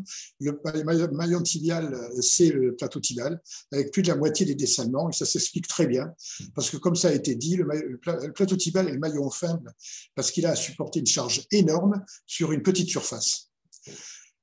C'est variable en fonction du médial versus latéral, mais on n'a pas de différence significative pour le type d'uni en fonction de la survenue d'un décèlement. Ça, c'est important aussi en faveur du latéral. Donc, si on reprend un petit peu à chaque fois les causes, c'est surtout la pratique opératoire qui compte pour les décèlements et aussi peut-être le mode de fixation et le type de prothèse, mais encore une fois, on n'a pas de différence entre les mobiles et les glissement pur. L'extension des lésions, on ne va pas répéter encore que c'est plus important dans le latéral, mais quoi qu'il en soit, on a donc 22% de latéral dans ces cas-là. Le délai de survenue des échecs, c'est jamais au tout début, bien sûr. Ces échecs par extension des lésions, c'est entre 5 et 15 ans, mais ça, c'est assez classique. Et c'est surtout dû à un problème, d'une part, de choix d'indication, mais aussi, surtout, encore une fois, un problème technique. Si on prend l'usure du polyéthylène et éventuellement de la métallose, on remarque que l'usure arrive en 3e position seulement, à 13%, et qu'on n'a pas de distinction dans ce symposium entre les plateaux fixes et les plateaux mobiles, mais ça avait déjà été dit et ça a fait l'objet d'ailleurs pour ces usures d'une communication dans OTSR qui reprenait les éléments de ce symposium et qui a pu confirmer que finalement le plateau mobile qui avait été donné comme la solution magique pour éviter l'usure n'est pas vraiment au premier plan. Donc, l'usure du polyéthylène, c'est surtout en paire opératoire l'autostabilité qui doit être obtenue, l'orientation des composants. Sébastien en a bien parlé, mais c'est aussi peut-être la qualité du polyéthylène et on peut se demander si le polyéthylène ultra réticulé sera intéressant ou pas. Maintenant, quant au plateau mobile, personnellement, je ne pense pas que ce soit franchement une amélioration. Si on regarde encore une fois sur le NJR, eh bien on avait quand même effectivement l'absence de différence significative. Nous avons enfin des problèmes techniques qui sont dus essentiellement à la malposition prothétique, plus d'un cas sur deux, mais encore une fois, pas de différence entre les PUC médiales versus latérales. Donc, les problèmes techniques, c'est surtout effectivement un problème de technique. Par défaut de mise en place, il faut faire attention aux débris de ciment. Sébastien en a parlé, ou c'est Philippe sans doute, qui dit qu'il faut faire attention à la petite goutte de ciment qui est derrière, qui glisse derrière et qui va ensuite entraîner une gêne et des problèmes. Ça, c'est quelque chose dont on doit se méfier. L'état de surface défectuée de certains composants fémoraux, on les a eus avec certaines interfaces qui n'étaient pas bonnes ou quelques luxations. Quant aux fractures, ce sont des fractures pathologiques du plateau tibial. On en a eu 10 avec répartition des fractures au fil des années. Là, c'est à la fois les trois, c'est-à-dire le choix d'indication, la technique et aussi peut-être attention au plot, attention à la lame fémorale, éviter aussi les quilles tibiales volumineuses, surtout si elles sont verticales, bien sûr. Alors, les lésions septiques, on n'en a pas parlé beaucoup dans ce symposium. On a eu seulement 8 cas avec 2%. Et encore une fois, on peut se demander pourquoi certains ne veulent pas comprendre que quand on fait une unie, on a un geste beaucoup plus limité qui donc donne accès aux bactéries de façon moins fréquente que si on fait un geste beaucoup plus important. Et en plus, l'uni se prête tout à fait à la chirurgie mini-invasive. Et ça, c'est quand même très important. Donc là, attention au préopératoire, bien sûr, injection à distance, chirurgie atraumatique, et on peut penser qu'effectivement, les unis s'infectent moins que les totales. Donc ensuite, il y en a eu quand même d'autres causes, et en particulier, c'est les douleurs isolées. Les douleurs isolées, ça peut être la goutte de ciment, ça peut être le plateau tibial qui irrite le ligament latéral, notamment interne. Et encore une fois, on peut avoir ces douleurs qui doivent trouver une explication avec l'imagerie, mais l'instabilité globale est un cas aussi où il est difficile de trouver, ce sont souvent des multicauses. Donc attention au choix de l'uni, attention au piège de l'uni, les parties molles des bords du plateau, lésions péropératoires, mais là, ça n'a pas de rapport avec le choix de la prothèse. Donc si on reprend toutes ces causes et les éléments et les facteurs éventuels, on voit que le facteur technique, c'est surtout pour les décèlements, l'extension des lésions, les problèmes techniques, bien sûr. Le choix de la prothèse, ça intervient surtout dans l'usure du PE, les problèmes techniques et les décèlements. Et surtout, ne pas oublier que c'est la sélection des patients qui reste le plus important pour éviter ces problèmes. Donc, je vais terminer avec ce papier très, très complet de Sébastien Parat et collaborateurs sur les résultats à long terme, à plus de 10 ans. Et on voit que finalement, si on regarde, alors je vous incite à prendre connaissance de cet article qui est très complet. Et si on voit à plus de 10 ans, sur un nombre de prothèses qui est important, j'ai ajouté notre série ici à ce graphique, à ce tableau, on est à 25 ans maintenant, et on voit que notre taux de révision à 17,3% est tout à fait comparable à la moyenne de tout ce qui a été communiqué auparavant. Donc la conclusion de cet article de Parat, c'était qu'en fait, bon, c'est un peu restrictif, mais enfin, on doit finalement pouvoir choisir entre un taux de révision supérieur, mais compensé par un résultat fonctionnel et un suivi meilleur également. Je vous laisse penser justement en fonction de cet article ce qui vous est proposé comme conclusion. 3 messages rapides. Donc le premier, attention, le succès du nez, ce n'est pas seulement la technique, c'est la sélection des patients en premier, ensuite la technique et seulement en troisième, le caractère de la prothèse. Le deuxième, c'est qu'il faut éviter systématiquement d'aller à la PTG.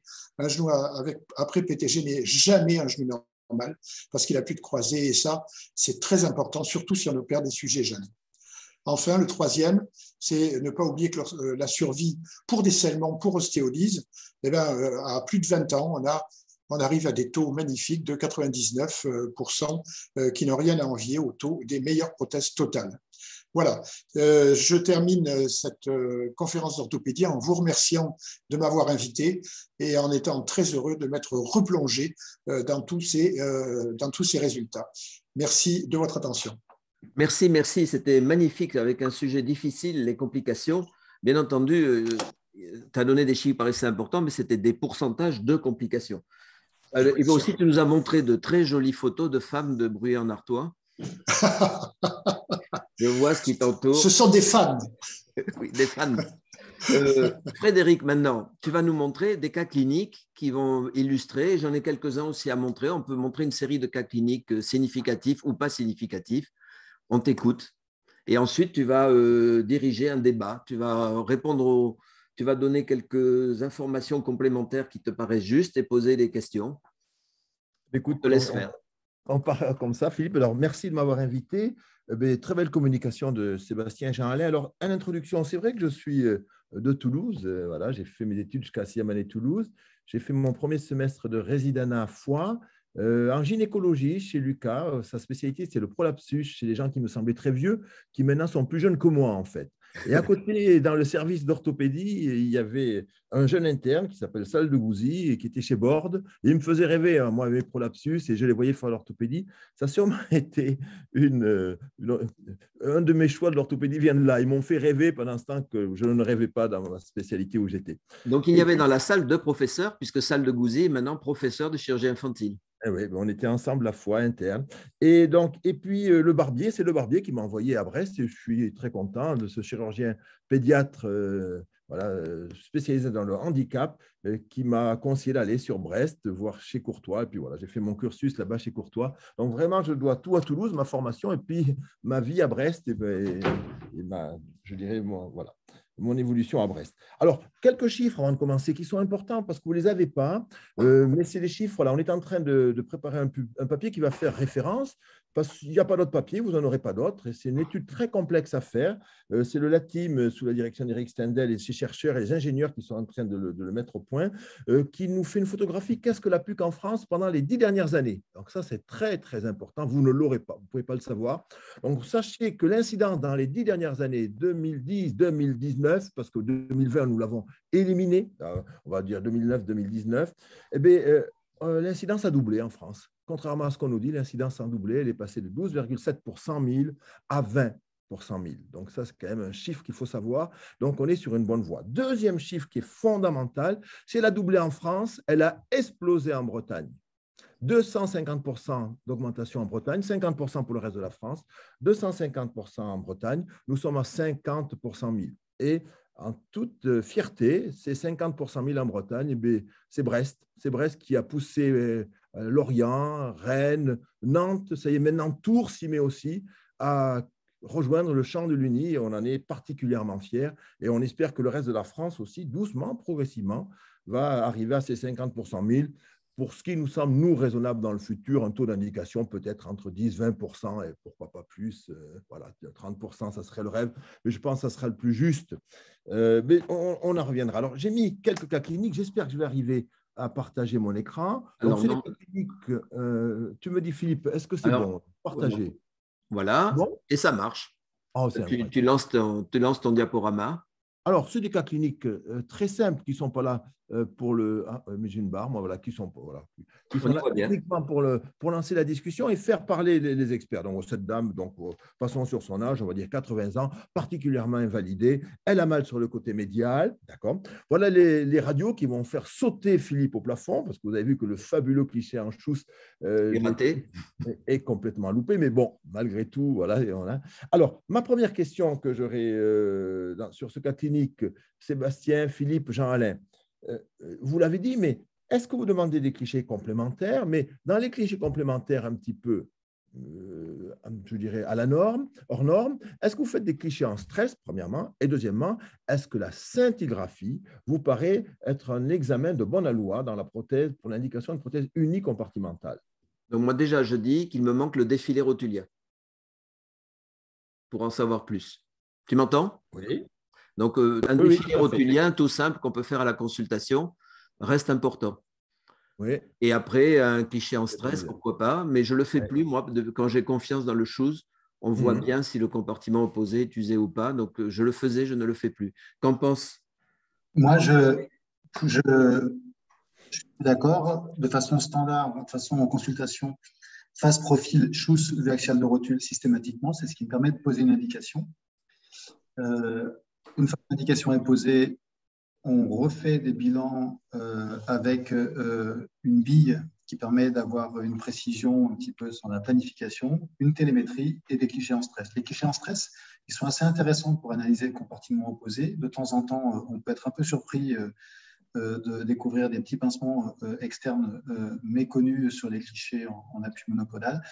Et je trouve que c'est assez intéressant pour apprécier l'orientation de la coupe tibiale sur ces clichés en stress, pour essayer de reproduire une anatomie normale. Donc, je suis assez fidèle aux clichés en stress. L'avantage, c'est qu'ils sont faits chez nous de façon routinière avec un télos, donc c'est très pratique. Alors, Par contre, pas de scintille. Pas de scintille. Oui, en ce qui me concerne, donc non, pas de scintille.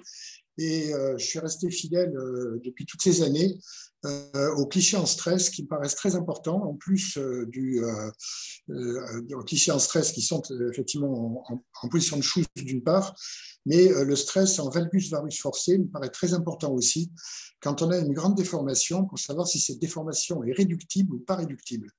Et ça, quand on a un varus majeur, le fait de faire le cliché en valgus forcé et en varus forcé me permet de voir si je vais pouvoir réduire facilement, parce qu'en principe, on ne fait pas de release dans les unis. Ensuite, pour ce qui est du profil, je fais bien sûr une face en charge et en plus du Schuss, l'idéal, c'est aussi parfois, comme l'avait montré Philippe Hernigou, de faire un cliché de profil en décharge et en charge. Et c'est là qu'on peut voir, sur un simple cliché, sans faire appel forcément à une imagerie complexe d'IRM, on peut savoir si on a un cliché antérieur, un croisé antérieur qui est fonctionnel ou pas. Et ça, c'est beaucoup plus efficace que le simple geste clinique de recherche du tiroir antérieur.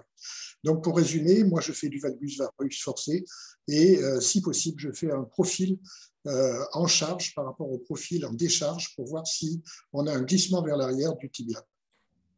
Par contre, j'ai jamais, et ça c'était les raisons techniques à Bruay-la-Bussière, que tu as fini par retrouver, Philippe, qui était Bruay en Artois et qui est devenu Bruay-la-Bussière. J'ai longtemps entendu pour avoir un scanner, et ma foi, pendant toutes ces années, je me suis fié davantage à mon examen clinique. Et j'en profite pour dire que j'ai jamais prévu de faire une arthroscopie en préopératoire parce que ça ne me paraît pas utile. Il n'y a jamais de corrélation anatomo-clinique sur ce que ressentent les patients. Et c'est la même chose pour la rotule. Je m'intéresse surtout, comme tu l'as très bien dit, à la rotule, si on a un syndrome rotulien initial, ou si, comme le disent les Lyonnais, la rotule étant le thermomètre du genou, les douleurs de rotule sont simplement un épiphénomène. Oui, c'est vrai que la scintigraphie, on ne la demande pas non plus. On a fait un très bel article qui est sorti il y a 4-5 ans sur la scintigraphie, où systématiquement, on a fait une corrélation scintigraphique à une série d'une 50aine de patients aux consultations péropératoires. Et ce qu'on a montré, c'est que les lésions péropératoires que l'on voyait, donc ça, on se permettait d'ouvrir un peu plus grand et d'explorer aussi le compartiment externe et interne. Les lésions péropératoires que l'on voyait n'étaient pas du tout corrélées à la scintigraphie. Donc, du coup, c'est un examen qui nous semble totalement inutile, notamment pour le compartiment contralatéral. On peut avoir de très belles lésions macroscopiques qui ne fixent pas du tout la scintigraphie. Donc, c'est vrai que c'est un examen qui nous semble pas utile. Alors, nous, c'est vrai qu'on demande souvent les clichés en stress. Bon, on est resté très fidèle aux clichés en stress. Pareil que Jean-Alain, l'arthroscopie, donc on ne la fait pas non plus, ça ne nous semble pas un très bon examen, pour la seule et bonne raison, c'est que l'ostéotomie, je veux dire la prothèse unicompartimentale, est pour nous la même chose qu'une ostéotomie, c'est-à-dire que, mais à l'inverse. C'est-à-dire que quand on fait une ostéotomie, on laisse l'arthrose sur le compartiment médial et on soulage en faisant appuyer sur le compartiment externe. Et bien là, ça va être la même chose. On va mettre une prothèse, on va faire donc passer le poids sur la prothèse, on va donc soulager le compartiment externe. Et s'il y a des petites lésions sur le compartiment externe, en notre sens, elles ne vont pas parler, et ce d'autant plus qu'elles ne parlent pas dans une ostéotomie où elles sont majeures. Donc, c'est vrai, pour nous, ça n'a pas de bon sens de faire une arthroscopie. Et les petites lésions du compartiment externe, si elles ne sont pas douloureuses, elle ne pose pas de problème puisque les usures très importantes du compartiment interne, elles ne posent pas de problème dans l'osteotomie. Pourquoi voulez-vous qu'une petite lésion du compartiment externe pose problème? Donc, c'est un petit peu notre idée en tous les cas. On appelle ça, nous, l'idée de l'ostéotomie inversée. C'est le raisonnement inverse de l'ostéotomie. Il faut laisser le poids sur le compartiment médial et laisser les lésions externes tranquilles qui vont être stables et ne pas gêner le patient. C'est un petit peu notre idée. Deuxième cas, donc un cas simple. Oui. Non, je voulais juste signaler à ce propos, Frédéric, et pour compléter ton propos, que j'ai appris une chose très intéressante aux Journées lyonnaises il y a quelque temps sur les unicompartimentales, et ils m'ont appris l'importance du signe du doigt. Alors, le signe du doigt, c'est quoi? C'est le patient qui arrive et qui dit « Docteur, j'ai mal ici ». Et avec son doigt, il montre la face fémorotibiale du genou. Et ça, c'est une bonne indication. Parce que si vous avez des douleurs diffuses, etc., là, il ne faut pas y aller. Donc, le signe du doigt, il ne faut pas l'oublier, c'est important. Tout à fait. Deuxième cas, donc c'est un homme qui a 70 ans. Il vient vous voir donc, pour une arthrose fémorotibiale interne ou au stade de 3, 4, on va dire. Et ses mobilités sont très limitées, finalement, quand vous le voyez. 15,95 du côté gauche, 15,90 du côté droit. Première question, est-ce que le fait d'avoir des mobilités limitées vous inciterait à passer directement à une prothèse totale de genou et dire quel est l'intérêt de faire la PUC puisqu'on ne va pas garder ces mobilités ne sont pas extrêmes? Ou alors vous n'en tenez pas cas? Moi, je donnerai mon avis que quand j'aurai vu les radios. Ah. C'est-à-dire que la clinique ne suffit pas, c'est les deux à la fois. Alors, je vous mets en compte pas parce que vous me gênez. Là, quand on voit les radios, on n'a pas à s'inquiéter de la raideur, à mon sens. Il nous manque un peu de profil pour être sûr que derrière, il n'y a pas de osteofibrose. Mais en pratique, c'est assez surprenant de voir comment certains patients sont capables de s'enraidir et sont finalement assez améliorés par quelques séances de rééducation préopératoire. Il y a un petit flessum de 5-10 degrés qui peut être expliqué par un ostéophyte de l'échancrure ou au pied du LCA. On solutionne ça de façon assez simple. Là, il a une arthrose unicompartimentale. Il ne faut pas s'arrêter à cette raideur parce qu'à mon avis, elle va vite disparaître. D'accord. Le fait qu'il ait les deux côtés à la fois, est-ce que ça vous inciterait à faire une prothèse unicompartimentale si toutes les conditions sont respectées tant au point de vue clinique et radiographique dans le même temps, ou vous allez dire je fais un côté puis secondairement le deuxième côté? Alors moi, c'est mon rêve de faire les deux en même temps parce que ça prend 40 minutes, mais nos anesthésistes ne veulent pas. Il faut vraiment que je le marchande parce qu'ils ont trouvé un article montrant qu'il y avait un tout petit peu plus d'embolie pulmonaire lorsqu'on faisait les deux côtés, sachant que c'est très rare l'embolie pulmonaire avec des unis, mais c'est comme ça. Mais je voudrais bien le faire. Sébastien, Jean-Alain, vous en faites de temps en temps ou... Alors non, j'ai fait des unis bicompartimentales, mais pas dans le même temps. Et j'ai même fait parfois un côté latéral en même temps qu'un côté, en plus d'un côté médial, mais jamais en même temps. Parce que quand on fait de la chirurgie ambulatoire, les gens reprennent tellement vite leur activité. J'avais l'impression que si je faisais les deux côtés, ça allait peut-être les ennuyer et ça allait ralentir cette reprise fonctionnelle. Puisque après une opération, une unie sur un côté en ambulatoire, les gens reprennent très très vite leur activité. Donc ils ne craignent pas d'avoir un deuxième côté en disant voilà, qu'est-ce que j'ai souffert? Souffert, je ne veux jamais ça. Et donc ça permet de bien savoir exactement les attentes du patient. Et si on fait deux côtés à la fois, ça peut être un problème. Maintenant, je suis d'accord avec Philippe. Tous les papiers qui sont sortis et qui montrent que les unis faites en bilatéral pendant le même temps opératoire, d'une part, n'ont pas eu plus de complications, mais en plus, étaient très satisfaits. Moi, je le fais sur les gens en activité professionnelle qui sont assez demandeurs. Et je leur explique que les premières semaines vont être un peu plus pénibles que si on avait fait un seul côté. Mais en général, ils sont assez demandeurs. Et bien sûr, on prend en considération les comorbidités. Mais c'est vrai que souvent, ça ne pose pas trop de problèmes pour une équipe. Philippe, Frédéric, si tu permets, je vais revenir sur l'histoire de la raideur. Oui, tout à fait. En fait, comme l'a bien dit Sébastien, il faut voir d'où vient la raideur. Si c'est un ostéophyte antérieur important, ça empêche donc l'extension complète et ça peut être un problème de raideur évidente d'origine mécanique qui sera bien sûr corrigé à l'intervention. Si par contre on a une maladie rhumatismale, inflammatoire associée avec une raideur par rétraction de tout le mur postérieur ligamentaire, avec la capsulo-ligamentaire. Là, par contre, il faut être plus prudent parce que si on fait, en principe, on ne fait pas de release dans les unis. Et là, dans ce cas-là, on peut devoir faire un release. Et s'il est efficace, peut-être que ça va déstabiliser l'uni.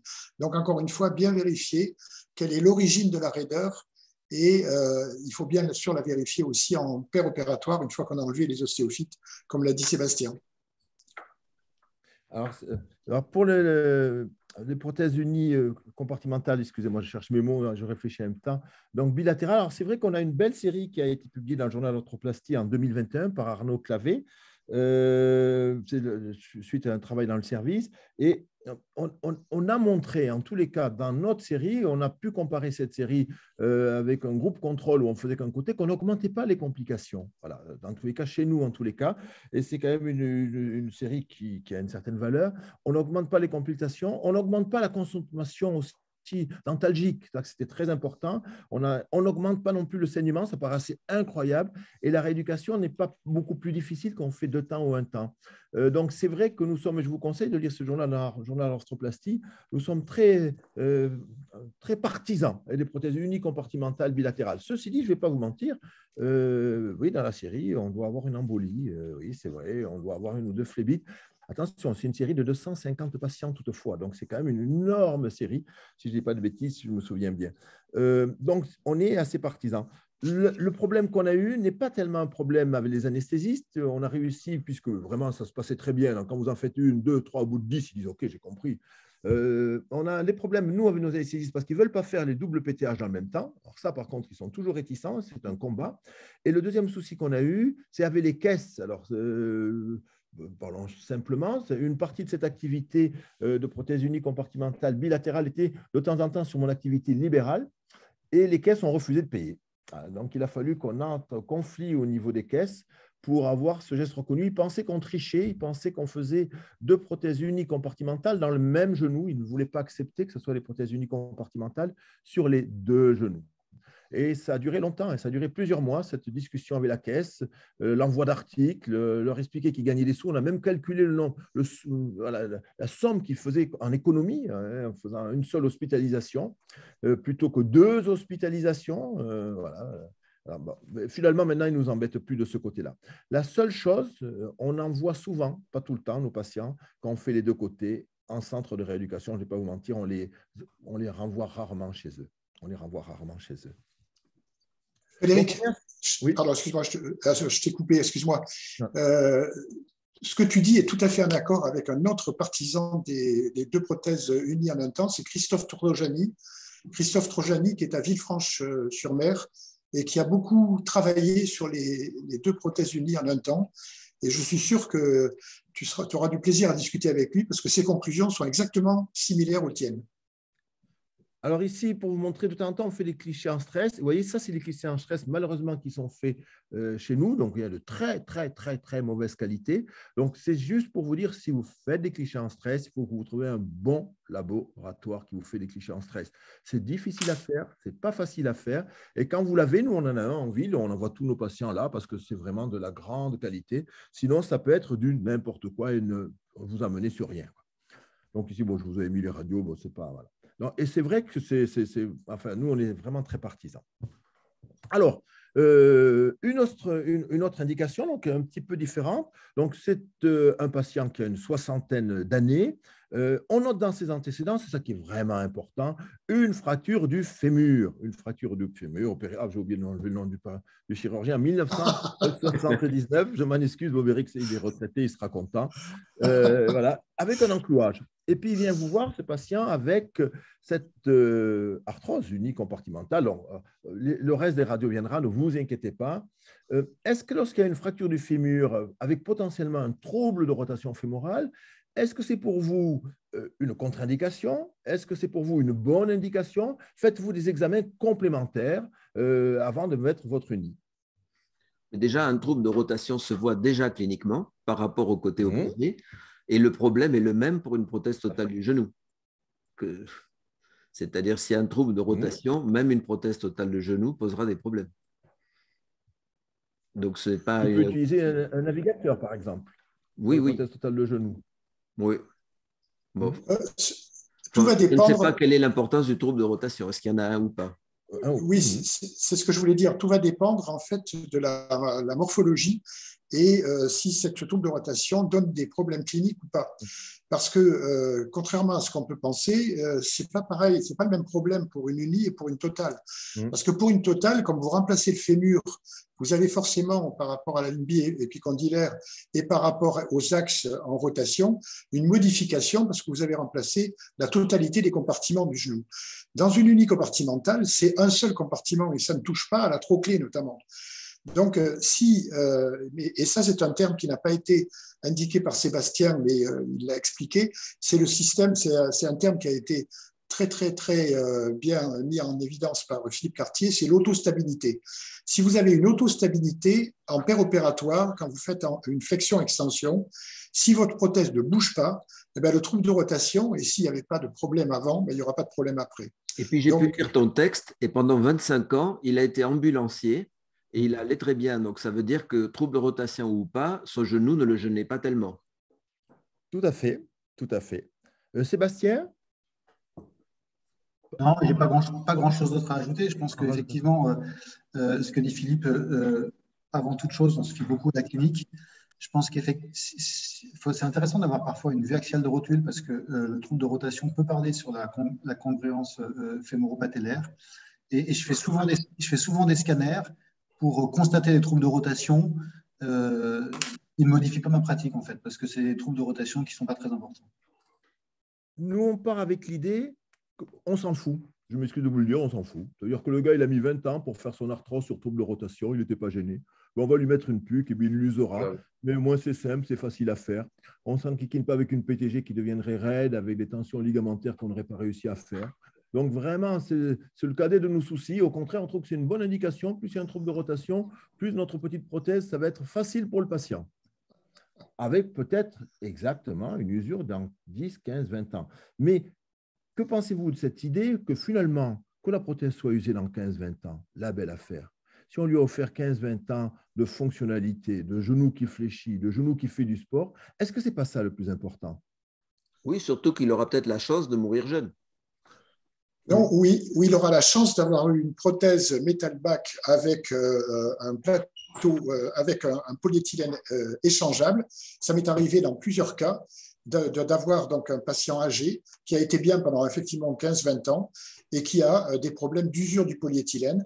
Eh bien, remplacer un polyéthylène dans ce genre de prothèse, ça demande très peu de temps, c'est très peu invasif et le patient ressort quelques heures après et il est ravi. Après, moi, je plaide pour un polyéthylène plein qui, avec une épaisseur de 8 mm, mettra 40 ans pour s'user et pas 20. Moi, juste pour rebondir là-dessus, je pense qu'on a eu des mauvais polyéthylènes. On en a fait les frais dans le service avec Alpina. Maintenant que les polyéthylènes ont évolué, déjà avec l'Alpina, dès qu'ils sont passés en polyéthylène Arcom, le phénomène d'usure, on n'en a plus connu. Pourtant, on a beaucoup de recul sur ces unis-là. Et les autres fabricants, c'est maintenant pareil. C'est des bonnes qualités de polyéthylène. Donc, je pense qu'on n'aura pas les mêmes déboires en termes d'usure, clairement. Et pour rebondir sur tout ce que vous dites, aujourd'hui, c'est, je trouve, horrible d'imaginer ou de se retrouver à couper un croisé sur un genou pour mettre une prothèse totale de genou sous prétexte que peut-être l'uni était dépassée. On crée un genou instable avec une prothèse totale du genou et c'est pour ça que les gens sont moins bien avec une prothèse totale qu'une prothèse partielle. Et donc, il faut se battre pour pouvoir mettre des prothèses dans de bonnes conditions si le pivot central est encore compétent. J'en profite pour rebondir sur cette histoire de polyéthylène, si vous permettez, parce que moi, j'ai 22 ans d'expérience de polyéthylène ultra réticulé donc dans les hanches, mais pas dans les genoux, parce que simplement, il n'était pas disponible. Et en fait, les études sur le polyéthylène ultra réticulé donc dans les genoux semblent donner des résultats qui ne sont pas forcément meilleurs que le polyéthylène de bonne qualité qu'on a maintenant, comme le dit Sébastien, parce qu'il y a eu quand même des cas de fracture. Parce que si vous avez un polyéthylène refondu, et non pas stabilisé simplement en dessous du seuil de fusion. S'il est refondu, il perd 60% de ses qualités mécaniques. Et donc, il faut se méfier du polyéthylène ultra-réticulé dans les prothèses unies. Philippe, est-ce que tu utilises du polyéthylène ultra-réticulé massif dans tes prothèses unies? Non. Non, non. Et alors, Par contre, la plupart du temps, je n'ai besoin que du plateau numéro 8. Parce que dans ce que tu as montré dans les fractures, c'est souvent qu'on a mis un plateau trop épais et enlevé trop de plateau tibial. Ça dépend de la technique. Mais trop souvent, on voit des radios avec des résections osseuses trop importantes. Un 8 mm suffit dans tous les cas. Et c'est une cause importante, je pense, enfin, c'est une proportion importante de patients qui restent douloureux sous les unis. C'est des résections tibiales trop généreuses, avec peut-être l'impact du metal back, avec une transition en termes de contrainte de quelque chose de rigide avec un os spongieux de mauvaise qualité. Il faut faire des coupes très économes. C'est la façon de ne pas avoir de douleur métaphysaire, notamment chez la femme porotique, un peu ronde. On avance. Alors, oui. Dans le cas clinique, le bilan radio, et à la radio, vous découvrez en fait, pour ce cas-là, une ostéonécrose, d'accord, une belle ostéonécrose. Est-ce que pour vous, quand il y a une ostéonécrose, c'est une indication particulière pour les prothèses unicompartimentales? Vous évitez systématiquement, pour ceux qui en font, le sans ciment. Vous cimentez ou vous faites une petite greffe de spongieux. Est-ce que vous faites un geste particulier sur une indication pareille? C'est la meilleure indication des unis et pas de geste particulier. La seule chose qu'il faut vérifier, c'est si la lésion donc, de creusement du condyle n'est pas trop large. Parce que quand vous mettez, moi j'ai toujours posé des prothèses sans ciment hydroxyapatite, donc il est très facile dans une petite lésion de cureter et de mettre une petite greffe dedans et de poser son composant donc, fémoral dont les bords vont reposer sur de l'os sain. Alors que si vous êtes dans le trou, ça ne marchera pas. Donc, la contre-indication pour moi d'une ostéonécrose, c'est simplement la stabilité mécanique lors de la pose du composant fémoral, sinon ça m'oblige à cimenter. D'accord. Moi, je cimente tout. Moi aussi, je cimente tout. Vous cimentez tout. Bon, ici, honte à moi, c'est une prothèse sans ciment, mais enfin, voilà. Donc, vous n'avez que les radios post-opératoires, donc peut-être que ça a évolué vers la catastrophe. Mais tu as fait une magnifique résection tibiale minimale. Oui, elle est minimale. J'en profite, Philippe, pour te dire que tu sais que tu es international parce que j'ai vu qu'il y avait le docteur Radian, qui est un ancien médecin roumain qui est passé chez nous, qui travaille en Roumanie, qui est là parmi nous. J'ai vu ça tout à l'heure. Oui, mais c'est international, mais je ne sais pas si c'est vraiment celui-là dont tu parles. Oui, non, c'est ça. Radian, oui, c'est ça. Oui. Je pense que oui. Il peut prendre la parole. Hein. Au fait aussi, vous pouvez tous prendre la parole si vous voulez rajouter une notion, poser une question. Ce n'est pas fermé autour des trois orateurs. Comme on dépasse un peu et que vous tenez le coup, on va quand même essayer d'avancer. Mais vous pouvez quand même poser des questions.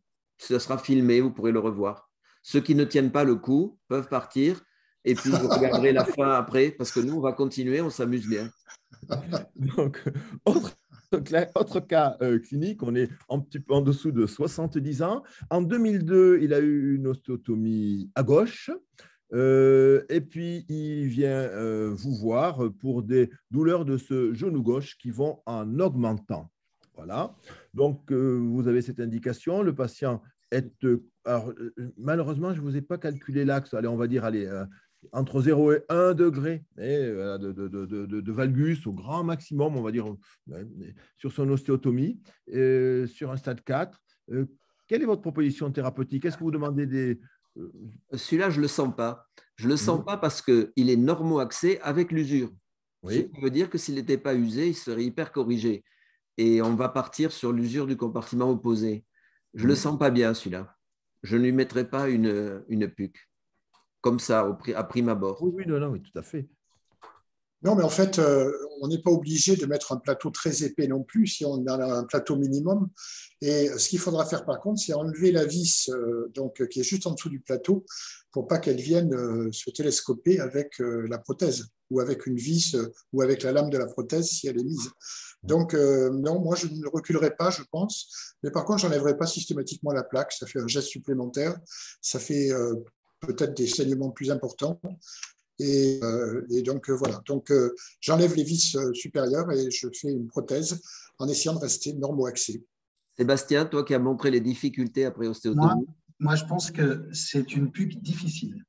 Je pense que si on réussit, on va en tirer tous les lauriers. Et si ça ne marche pas, il y aura suffisamment de chers collègues qui nous diront c'est n'importe quoi, il ne fallait pas faire de PUC. Je pense qu'il y a plusieurs choses. Effectivement, l'analyse de se dire il est usé, il est pincé complètement et il est normo-axé. Ça veut dire que si on le stresse, sa morphologie sans usure, elle va être à 3-4 degrés de valgus. Donc, ça veut dire que si on lui met une uni, premièrement, il faut faire attention à l'orientation de la coupe tibiale parce que là, il a un métaphyse en valgus, premièrement. Deuxièmement, il faut s'attendre à laisser une laxité plus importante qu'à l'accoutumée, sinon on va le faire basculer en hypercorrection. Et c'est là où peut-être, Frédéric, avec l'Oxford, tu vas être peut-être un peu embêté parce que peut-être en termes de stabilité, c'est dangereux. Voilà. Voilà. On en a commis des comme ça, hein, je vais être honnête. On en a commis, mais c'est peut-être quelque chose que je serais très prudent et je serais bien content d'avoir une précision avec la robotique pour éviter de passer à l'hypercorrection. On pourrait faire une uni de l'autre côté, une uni de l'autre côté, et il aurait dû avoir une uni d'emblée de ce côté-là. Ça lui aurait évité de se faire opérer 2 fois. Mais c'est exactement ce que, Philippe, c'est exactement ce que je voulais dire. Moi, dans un cas comme celui-là, je vais donner la priorité à la récupération fonctionnelle la plus rapide et la meilleure possible. C'est-à-dire que je vais faire, avec toutes les précautions que tu indiques, Sébastien, je vais surtout éviter d'avoir une hypercorrection. Ce n'est pas une prothèse facile. Et encore une fois, il faut avoir l'habitude de les mettre, je pense. Et si dans 10 ans, il a à cause de l'extension au compartiment opposé, une arthrose de l'autre côté, eh bien, je ferai une prothèse unie de l'autre côté, enfin de l'autre compartiment. Donc ça, c'est le bilan complémentaire qu'on avait fait. Donc on est parti, c'est vrai, sur une unie à résection minimaliste à plateau fixe. Alors on les a revus, une thèse, c'est Julie Chang qui a revu tous ces patients. Ce qu'on peut dire maintenant avec le recul, il y a un taux de complication qui est supérieur, largement supérieur à une unie classique, vous vous en doutez. On a un taux de luxation de polyéthylène qui n'est pas négligeable dans les prothèses à plateau mobile après ostéotomie. Donc, en tous les cas, notre conseil est de dire que si vous devez mettre une unie, évitez sûrement les plateaux mobiles. Prenez un plateau fixe parce que nous, voilà, on a quelques cas de luxation. Parce que c'est vrai qu'on est obligé de laisser un petit peu de laxité, sinon on va hypercharger le compartiment contralatéral. Donc, c'est une grande complexité à équilibrer. Donc, sinon, on avait fait ce que vous avez dit, une coupe minimaliste, vous voyez, juste sous la vis, vraiment sous la vis, ablation que des 2 vis.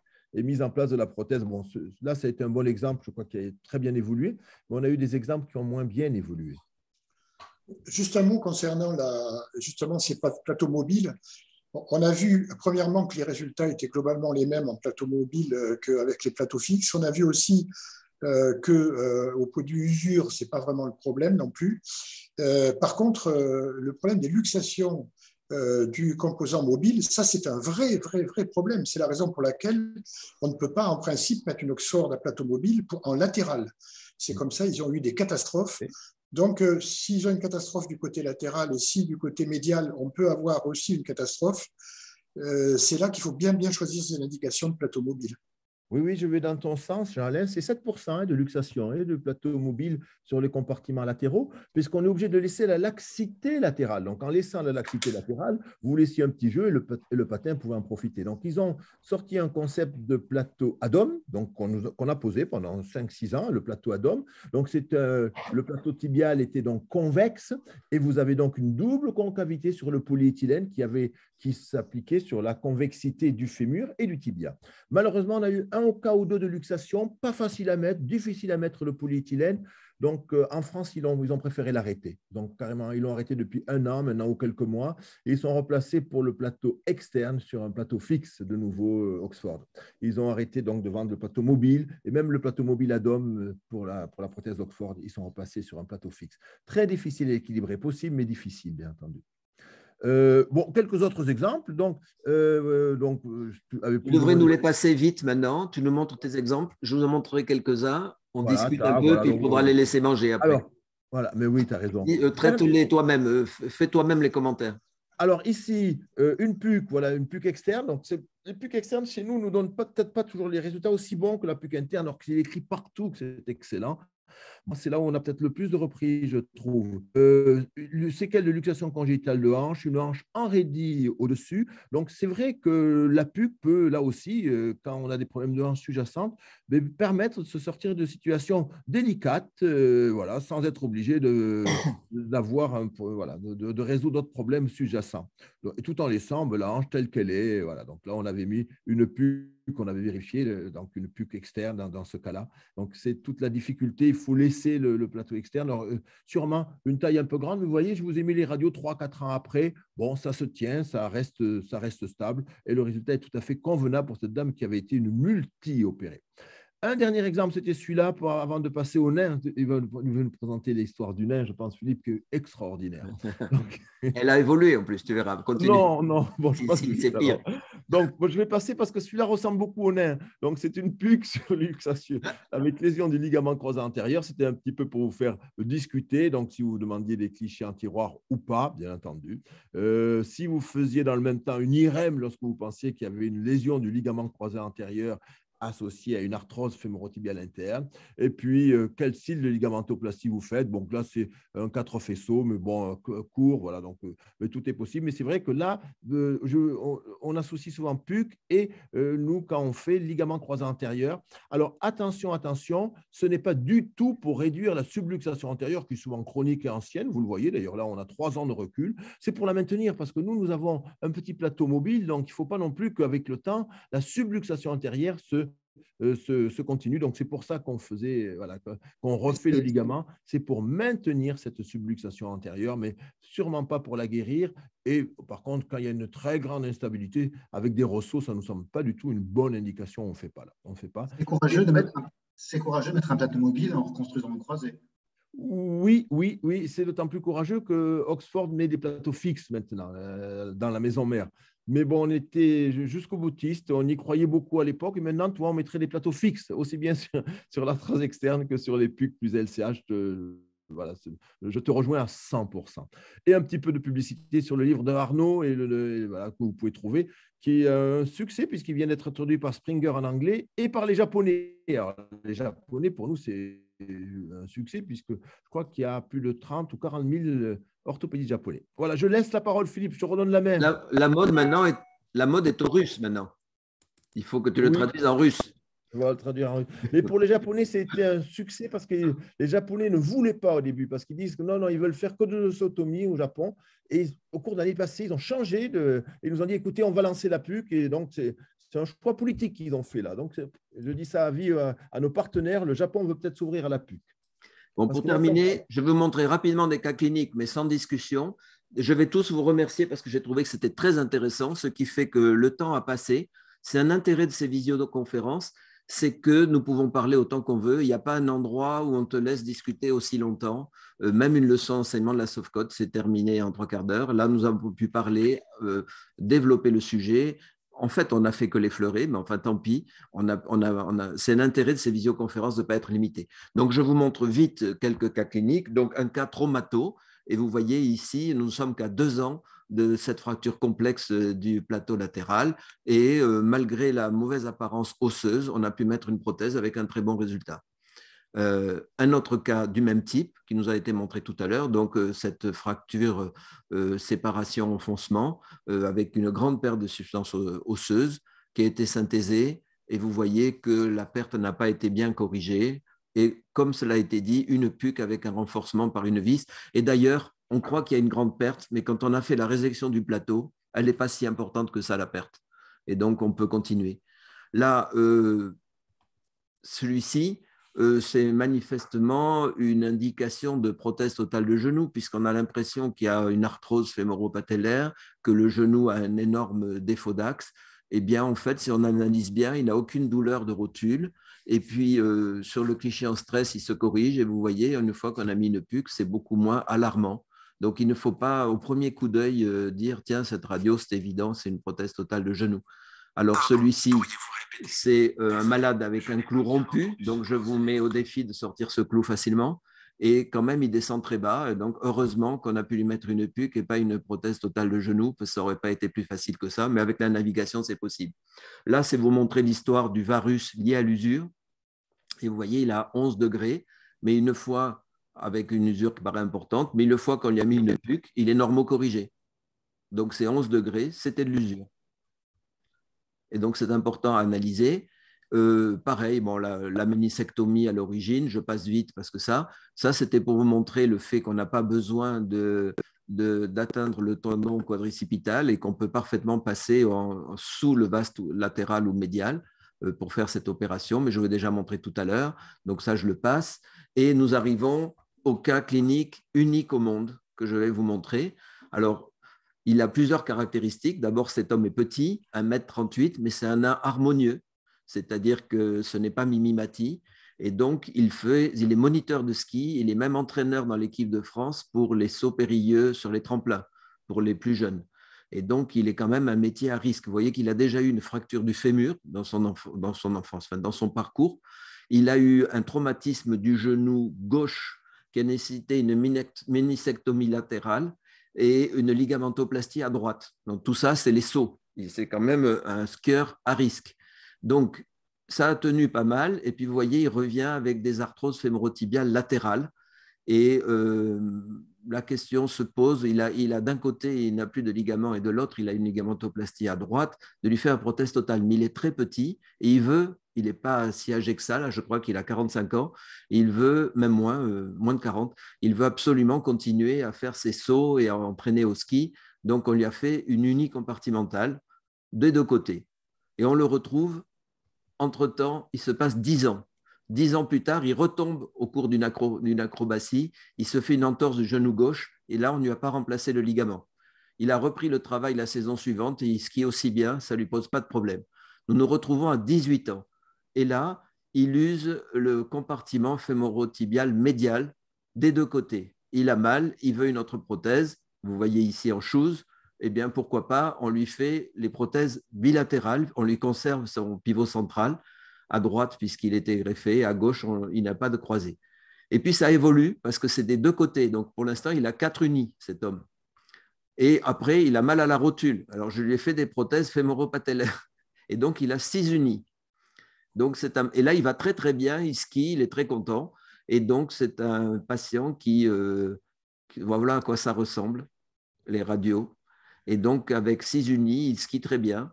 Et on pourra toujours le remplacer par une prothèse à le genou. Mais pour quelqu'un de très petit, ce n'est pas facile de trouver des tailles. Je ne sais pas comment vous faites, mais c'est pas. Notamment le plateau tibial, les quilles ne sont pas plus petites. Il faudrait la faire sur mesure. En tout cas, il est très résultat. On l'a fait petit à petit sur 25 ans d'intervalle, mais c'est le sportif nain avec 6 unis, je crois que c'est un cas unique au monde. Et on va terminer là-dessus. On va se dire au revoir. Merci à tous ceux qui ont tenu le coup parce que vous êtes assez nombreux, 30. Nous partîmes 40 et nous fûmes 30 en arrivant à la fin. C'est le CID. Mais merci d'être restés. Et puis, je rappelle que tout ça, ça va être filmé et que vous pourrez le revoir sur le site Conférence d'orthopédie. Et j'espère aussi que Frédéric, Sébastien, Jean-Alain, vous avez pris goût à ce genre de conférence et que vous le direz à vos élèves. Parce que si vous regardez le programme, on a encore une dizaine de conférences avant la fin de l'année. Elles ne sont pas toutes aussi longues, hein, honnêtement. Hein. Elles durent plutôt 3/4 d'heure d'habitude. On a aimé parler, mais on aime les PUC aussi. Hein. C'est sûr. Oui. On se dit au revoir. En tout cas, merci de l'invitation et merci de l'excellent moment que nous avons pu passer ensemble. Alors, on n'a pas laissé parler notre public. D'habitude, il parle plus, mais bon, sinon, ça aurait duré encore plus longtemps. Puis, on a répondu à beaucoup de questions quand même. Allez, au revoir à tous. Au revoir, merci. Au revoir. Ciao. Ciao.